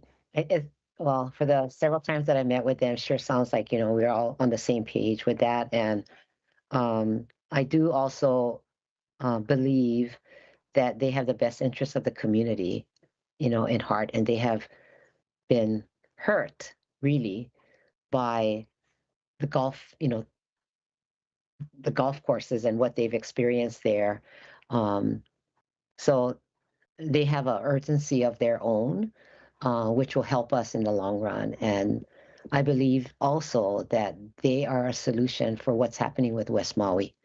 And we should, take advantage of their resource is my general statement. Thank you. Thank you. Member Hodgins. Thank you, Chair. I think it's important to note that there are 3 parcels being discussed upcountry, 1 in Makawao and 2 in Hali'imaile. So there's that. I would caution the county of getting in between a he said, she said between tenant landlords and 2 billionaire companies. And so if we can, I would like to be as neutral as possible because we have no interest in their business. That's all I wanted to say about that. But I have 2 questions. For the Pi'i Holo wells, I understand that there are other wells that say the county is requesting a fee simple lot dedication. That part I understand. What does it mean when we are requesting a transfer of the perpetual non-exclusive easement that MLP currently holds? Who else would we be sharing that easement with, and what does that mean for the county? For the Pi'i Holo wells. Yeah, it's the 4th bubble. I believe there's existing landowners in the area that would need to traverse the same property. Okay, so we're just going to be obviously taking over theirs, and then we'll leave the other ones there, but we will have their easement that goes over other people's properties. Yeah, something like that. Yeah. Something like, yeah. Okay, good. Thank you. I understand that. And then for the calculations for the ESD, are we doing 300 or are we doing 600? Like, well, how many gallons? We were kind of having that discussion over what an ESD calculates out to, because we are going to maybe agree to give MLP 911 1,000 gallons, which depending on what we calculated at, obviously is going to determine the amount of credit. So what are we doing with that? And is that calculation, whatever you're going to say, consistent throughout all of our calculations from subdivision to building permits and construction? So I think the easiest way to explain it is that we will look at it gallon per gallon, right? So an ESD is just a unit of measurement equal to 300 gallons per day. If a subdivision comes in and doesn't have architecture yet, we'll just use our standards and say for each lot, we're gonna plan for 600 gallons a day. Okay. So we would plan for 2 ESDs for each of these lots that are undefined. As a project moves forward and they get more definition, then those numbers can refine downward if they actually bring forward architecture. So if we were going to give a credit for something, then it's just, we can speak of it in gallons per day or can speak of it in ESDs, but they are consistent. Okay. Deputy Okay. And then I have a question following that. Oh, yeah, sorry, I forgot we're sharing. I just wanted to clarify, you had mentioned that we're discussing giving the 911 figure. Yeah. That's already part of an agreement. Okay. So they already have those credits. I just wanted to clarify that this isn't part of the agreement. This is existing. Sharing with Caleb. Okay, thank you. I appreciate, thank you. That's part of the deal. Okay, my question, and I guess that's related to this or any other subdivision, but how do we expect people to do architectural drawings? I guess if they can't understand what calculation we're using, if we say, okay, no drawings, then it's 600, 2 ESDs per lot. But to plan for an architectural drawing, I guess they would need to know how much water is allocated, or can they just plan for potentially using that 300? An architect can plan for it. Yeah. The rules that we've adopted and what's on the website says if you're going to do a 4-bed tube, like we have a calculator, the architect can look at this spread of unit types and they can compute what their ESDs will be. Okay. It's just if we don't have any of that defined yet, and a lot of projects need to get to that preliminary plat stage without architecture, Yes, that's my point. then we, which at that point, we're not actually booking water for them, but because we don't have more information, we're going to go with a more conservative estimate until they give more information and we can revise it downward. Okay, thank you. Thank you, Chair. Thank you. Member Rollins Fernandez. Oh, sure. Will we need to go to the PUC as well for these systems? Okay. Not for, no. So is that part of the presentation? No, it wasn't, but Oh, I'm sorry. I missed it. Maui Land and Pine is not regulated by the PUC. They have under the amount of customers, which is weird because HWS, it's weird because, no, yeah. Hawaii Water Service has all the customers in Kapalua, right? So they have all those, which is over. Yeah. Our PUC regulated. And it's weird because Hawaii Water Service is a customer of Maui Land and Pine, kind of. Yeah, but they're they're the wholesaler. Maui Land and Pine is like the wholesaler. Wholesaler. So yeah, their amount of customers falls below, but it's not, to me, it's not a true representation, but I guess what Charlie said, maybe.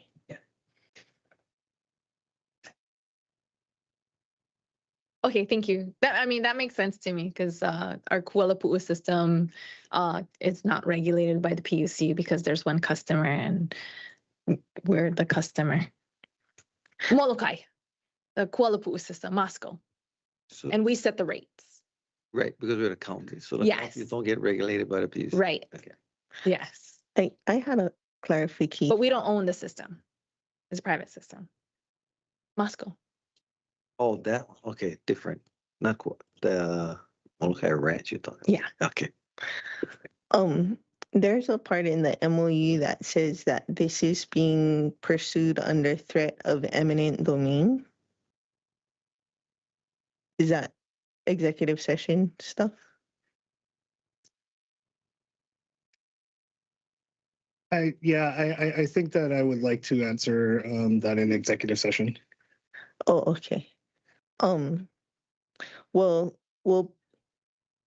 I'm okay to put that to the side until we accumulate a lot of executive session questions, or I can maybe talk to Caleb Rowe Deputy Corporation Counsel Rowe off sides, unless somebody has a burning need to go into executive session right this moment. Oh, okay. That was a no from committee council chair Committee Member Council Chair Lee. So we'll put that eminent domain question to the side, and any more open session questions from the members. Member Sinensi, I don't want you to feel neglected over there. Member Cook, not feeling neglected, just checking in. Okay. Are there things that you want to tell us in executive session or not really? I mean, like, is there information you wish we had and we would go into executive session or not so much? Not so much. It's very, very unimportant. But it is something that I would prefer to discuss in executive session. Oh, okay. Yeah. That Or sorry, I don't believe that it's necessarily important. Okay, not so important. And somebody has a not want to go to this. Okay. All right, continuing on in open session in that case.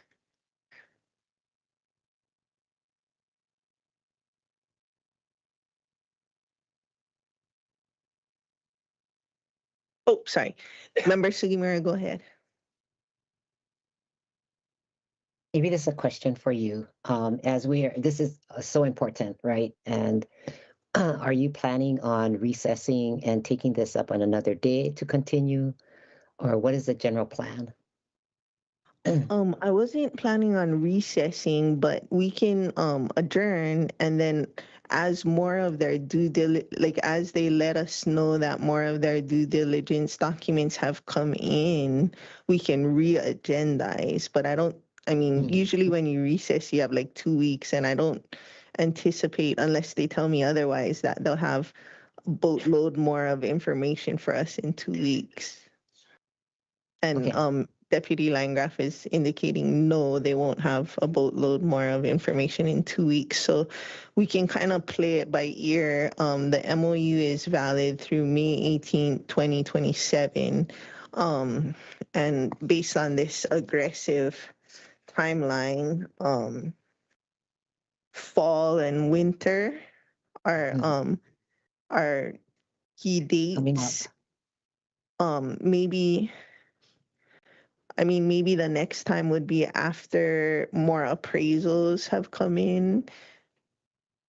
Deputy Landgraf, what would still is a ways out. A ways out. We do have some due diligence documents, but we still need to look at it, right? To evaluate it and see what's in there. And maybe we need to go back to NLP and ask for more information. Okay, like clarifying questions and stuff. Okay. Take longer than 2 weeks. Okay.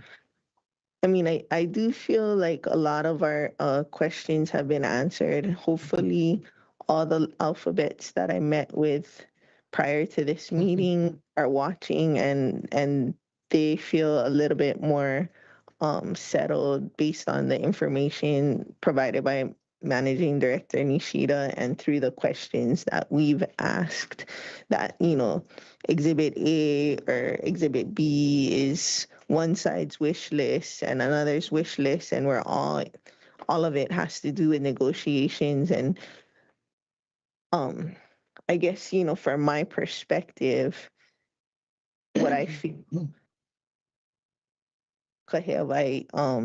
and their outreach and the community outreach, a lot of people weren't even really aware of the non-water assets or the non-water negotiations. And there's been pretty widespread support for county acquisition of the water assets, and maybe in a straight water asset for a money deal rather than land or entitlements. And I kind of believe that's what Chair Lee was referring to when she said, can't we just take these things up separately?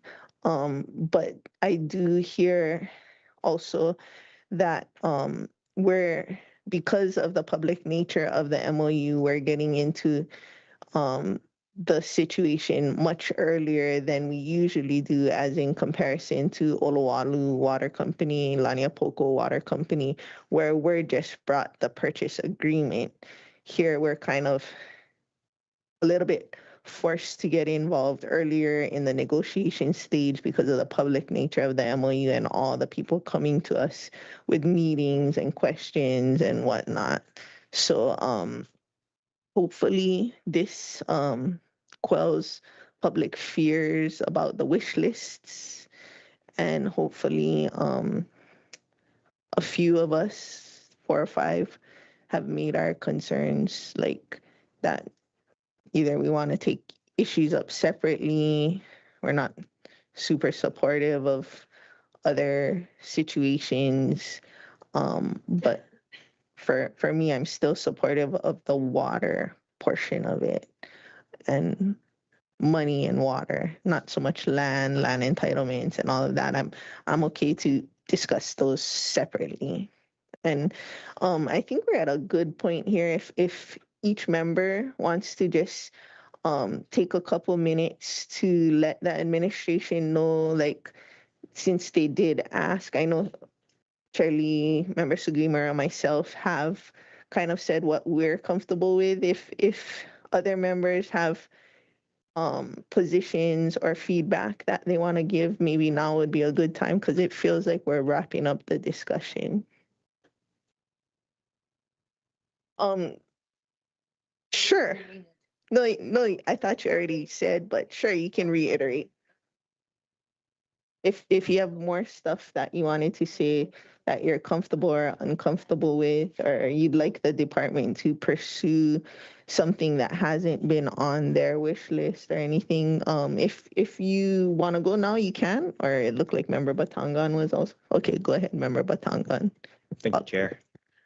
I'm generally supportive of acquiring the assets. I think my questions are more related to the process and then the details that still need to be ironed out.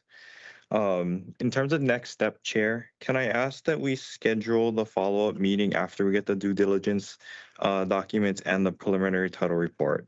You know, there's some other outstanding things that I don't think we necessarily need before hearing it in your committee, like the appraisal and the asset purchase agreement, but I would like to see those prior to it going to budget. So just in terms of what I would be comfortable with in terms of timeline, those are what I would be looking for. You said the preliminary due diligence reports. And So the due diligence documents outlined in section 3 and the county preliminary title reports in section 4.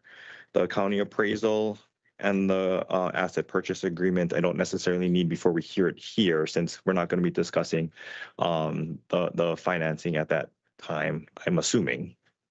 But before we get into the conversation on budget, I would like to see those documents. Requesting from the administration, once you get those, you've reviewed it, let committee staff know so we can try and agendize it as per requested by committee member. I'd also like to have a copy of the 4th Amendment to the agreement for water purchase transmitted to the committee for review as well. That's what's cited in section 8 regarding the water credits. And regarding process, my preference is in alignment with what the other members had shared about taking up, the purchase of the water assets separately, especially the land use entitlement portion of this. I would prefer if they'd be separated, if at all possible. I know that it's part of the negotiation, but that's my preference since you're asking. Thank you, Chair. Thank you. I did see Member Sugimura to be followed by Member Johnson and then Member Cook. Oh, okay. I think I saw Gabe's hand up first, so. Oh, okay. Are you yielding to Member Johnson? Yeah. Okay, so Member Johnson, then Member Sugimura, then Member Cook. Is that Sure, okay. okay? Go ahead. Yeah, sorry, once again, my camera has been acting funny, so I just kept it off, but following the conversation and to your question, Chair, I think, I support us purchasing the assets. I do have concerns about turning ag land into residential. That's, as a farmer, I'm always going to advocate for more, farms to be available. I think that's really it. I was just, listening to what the administration had to say, and I don't see any concerns with them purchasing the assets. And, I believe in the public trust doctrine, and that water is, under the purview of the public. So it's always debating on, who owns the pipes, and if the county can own the pipes, then we won't be profit driven, we'll be service driven. That's in my wheelhouse. I like that. So it's just a matter of the residential thing is a little bit concerning. That's all. Thank you so much, Chair. Thank you. Member Sugimura, followed by Member Cook. Thank you. So I also I don't think I heard Seaworm come up, but I just want to make sure we're all okay with Seaworm because they have such a huge control over what's happening with West Maui in particular, and our concern about being able to rebuild and everything else. I mean, basically they can stop everything. So I just want to make sure that the administration is in touch with them, and sorry if I missed it that you said it earlier, but do we need something in writing to assure us that we're not going down a path and then end up stuck as what is happening with West Maui? So I just want to say that. We are subject to the water use permit application process for especially new use. Existing use can continue on until they start doing their thing. So I guess your concerns are that is what it is. It's under the state constitution and the entirety of the process. So I think that the Seaworm process is what we're stuck in from the speed task force that I participated in over the summer with the legislature, and Seaworm was part of it. And that's not what I want to talk about. What I would just want to make sure that we're okay going down this path, and we won't be surprised at some point saying, but you knew this is what it is by law. So can somebody please check with them so that we're assured? Because I'm not going to take us down a path that we're going to get stuck again. And maybe, Managing Director Nishita, I don't see him on the call anymore. Or he's dropped off, but we will, because I mean, I don't know what. Okay, Deputy Langrat. I can answer. So we are in contact with Seaworm. They are fully aware of what we are doing, and they are very supportive of the municipality being the owners of the water systems now. And they are working so that the transfer and everything goes smoothly.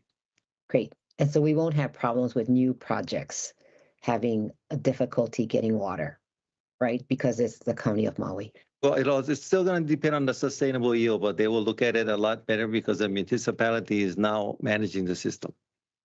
Okay. And this will help projects like Paul Chang.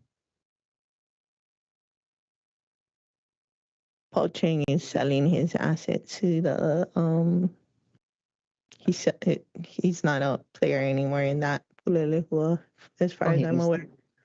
But it will still have to go through the water use permit application for new uses, as we said in the Monday meeting. It's the same exact situation as what we went through on Monday. It's all part of the West Maui Ground and Surface Water Special Management Area designation. So it's not that the county acquires these assets and we can go use them for new developments without submitting and being approved of a water use permit application for new use. So your fears are correct.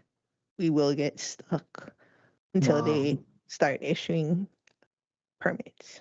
Wow. It's like the speed task force problem. Oh my God. Okay. Thank you. Yeah. Next was Member Cook, followed by Member Sinensi. Thank you, Chair. I'd like 3 points to touch on. One, very supportive of the Department of Water Supply, the municipality securing the water. And my concern, I have a couple of concerns, and also I'm very supportive actually of the Maui County potentially acquiring some of the land from Maui Land and Pine to potentially do public-private, to do housing in the appropriate areas that won't super negatively impact agriculture.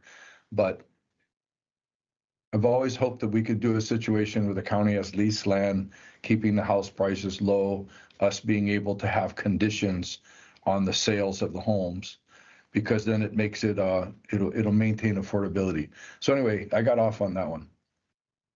First, supportive of the water. Second, supportive of the county potentially purchasing some of the property for housing. Third, addressing and honoring the existing water service agreements, and they'll be changed, but contractually, if the county is going to take this over, we need to be responsible about it. So that's my feedback.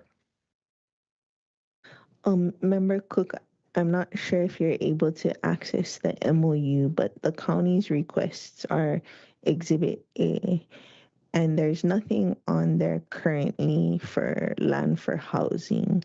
But I just want to clarify that your request. Let me clarify that. You're absolutely correct.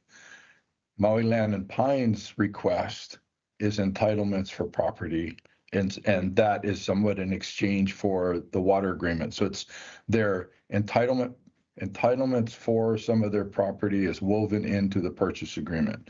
I'm saying that the county participating in the entitlement of some of the property and the county being able to own or work with that to keep the land costs down, have the infrastructure installed, have the water available for us to do more housing is a component of this potential agreement that I think that we could look at. I understand that MLP wants to do the development, but I think that there's an opportunity for us to work with that. I don't want to get too far in the weeds. I'm just letting you know what my dream is. Municipality owns the water. We have land and water for housing. We honor previous agreements, and nobody gets stuck outside, and the county being, if not legally liable, morally liable for somebody currently having water for agriculture or water for their services, and all of a sudden, because of this transition, too bad, so sad you don't have it anymore. Thank you. Thank you. Yeah, that is what I asked for, to let the administration know your request. And so thank you for clarifying it. Deputy Landgraf, you got Member Cooks. Perfect. Okay, next up, Everyone's written down. Member Sinensi. Hello, Chair, and I too am very supportive of the acquisition, and I did want to commend the water department, the managing director, and the administration for moving in this direction. Historically, this is, for me, it's pretty huge. I think plantation era water management precedes even the development of the county Department of Water. So this is finally, and listening to the testifiers today, I think they too realize how important this move is. As we go throughout the nationwide, Hawaii is the only state that has this protection for their water resources as a public trust. And everywhere we see private corporations trying to acquire those water sources, and even pension funds are going and trying to acquire people's water resources around the globe. So I think the mention of the county water authority is a process, an agency where us as municipalities can help the department to manage and control our own water resources. So I think this is an important step, and I mahalo all the testifiers that have supported it and come out to speak up for it. Thank you, Chair. Thank you. Anyone else? Member Lee. Thank you, Chair. I too am leaning towards supporting purchasing these agreements, but as Member Sinensi just said, if private water companies are trying to buy as many of these systems as possible, why are they selling it to the county? And the only reason why I would think is because they're not making any profit with it. And that's the reason why I need to see what the appraisals are, what the title issues are, and what the audits will show us as far as in terms of financial viability and whether or not there are a lot of liabilities attached to these purchases. So I thank the administration for being upfront with the information, but going forward, I hope they don't get ahead of themselves in that they keep us apprised of what's going on so that we, believe it or not, may be able to help. Thanks. Member Rollins Fernandez. Hello, Chair. Okay, I have a question on the Kahana roadway. And I know that it's under Exhibit B MLP consideration, and it was on the presentation, but it's listed as MLP is offering 100% discount off the roadway.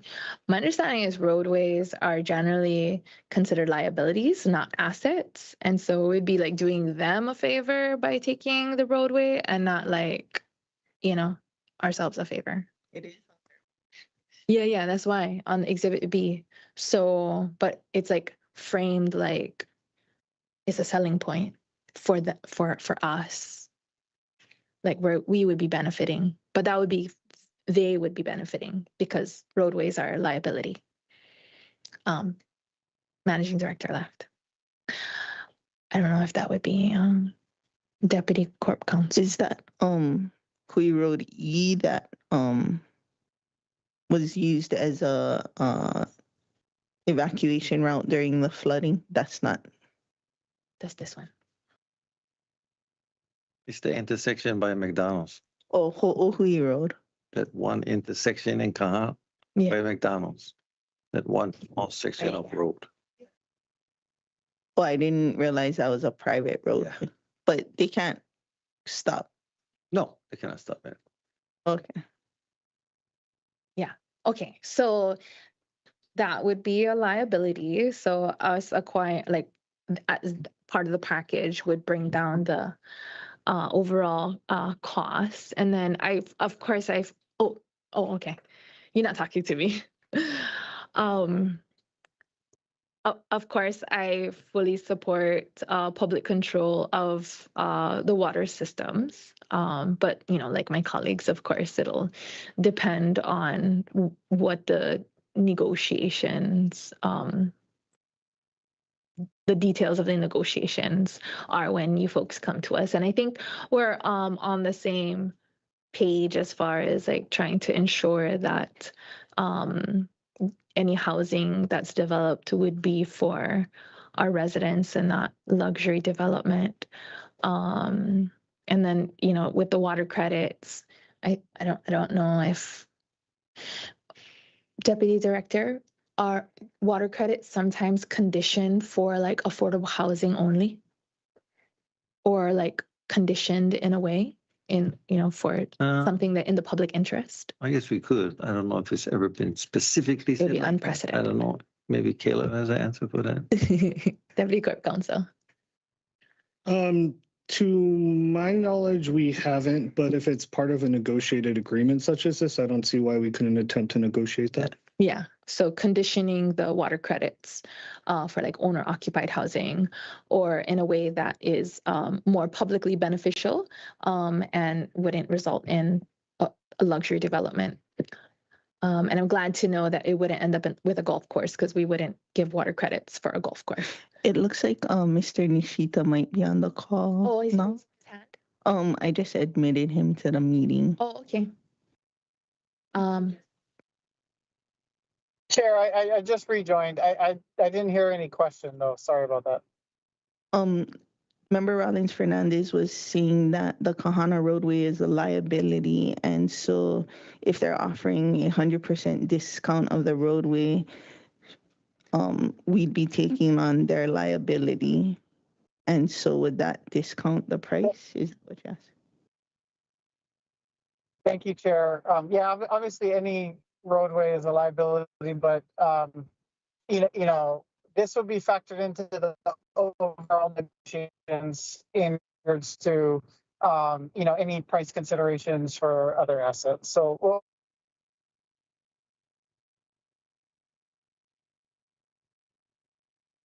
Thank you. If you're still on, I would like to know some clarification about the Hui Road subdivision that MLP is requesting the county initiate within 1 year of the effective date. Like, what exactly are they? Like, there's multiple Hui roads in West Maui, A, B, C, D, F, whatever. Can you clarify what they're requesting with the Hui Road subdivision? Like that we take on all the Hui roads, like Hui F, or what? Chair, if I may, I don't want to get this part wrong. So if you wouldn't mind, could the committee submit that in writing? And I'd be happy to make sure I get you the correct answer on that. Thanks. Staff, got it? Great. Okay, And then continue on. for managing director, the Honokiana parcel, the TMK, I think when you were off, Chair Polton asked about, you know, whether the Mauka section could, you know, not be developed. So in negotiations, you know, if that remains as part of a negotiation piece, that it not be the entirety of the TMK and like just like the bottom portion of the TMK. Okay, noted. Thank you, Chair. Okay. Okay. I think that's everything. Yeah. Mahalo, Chair. Thank you. I think member Hutchins is that the only one we haven't heard from yet? Sure. I support us buying this water system and majority of all the water systems we have on this island. But I think like everybody else said, the devil is in the details. So we'll get to that when we get to that. Nice. Okay. I realize I haven't given anyone a recess and I'm sorry. No, you're not. Oh, I did. Twice. Thanks for sharing. That's okay. Move it.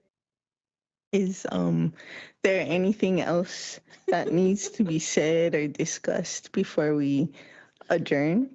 Oh, okay. And I'm supportive of what Member Batongan said as far as like the timeline and meeting again after the preliminary reports and.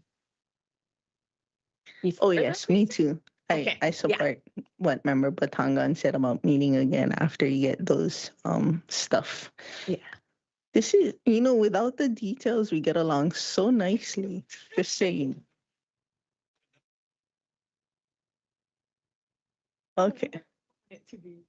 All right. So then, last call. No, nothing else. Okay. Committee members, if there are no objections, the chair will defer this item and we'll bring it back when all the things that Member Batongan said that the administration has and has reviewed to be able to present to us, so we can bring it back at that time. So then this concludes today's Disaster Recovery, International Affairs and Planning Committee meeting. Thank you very much. The time is now 4:22. This meeting is adjourned. Good job, Chair.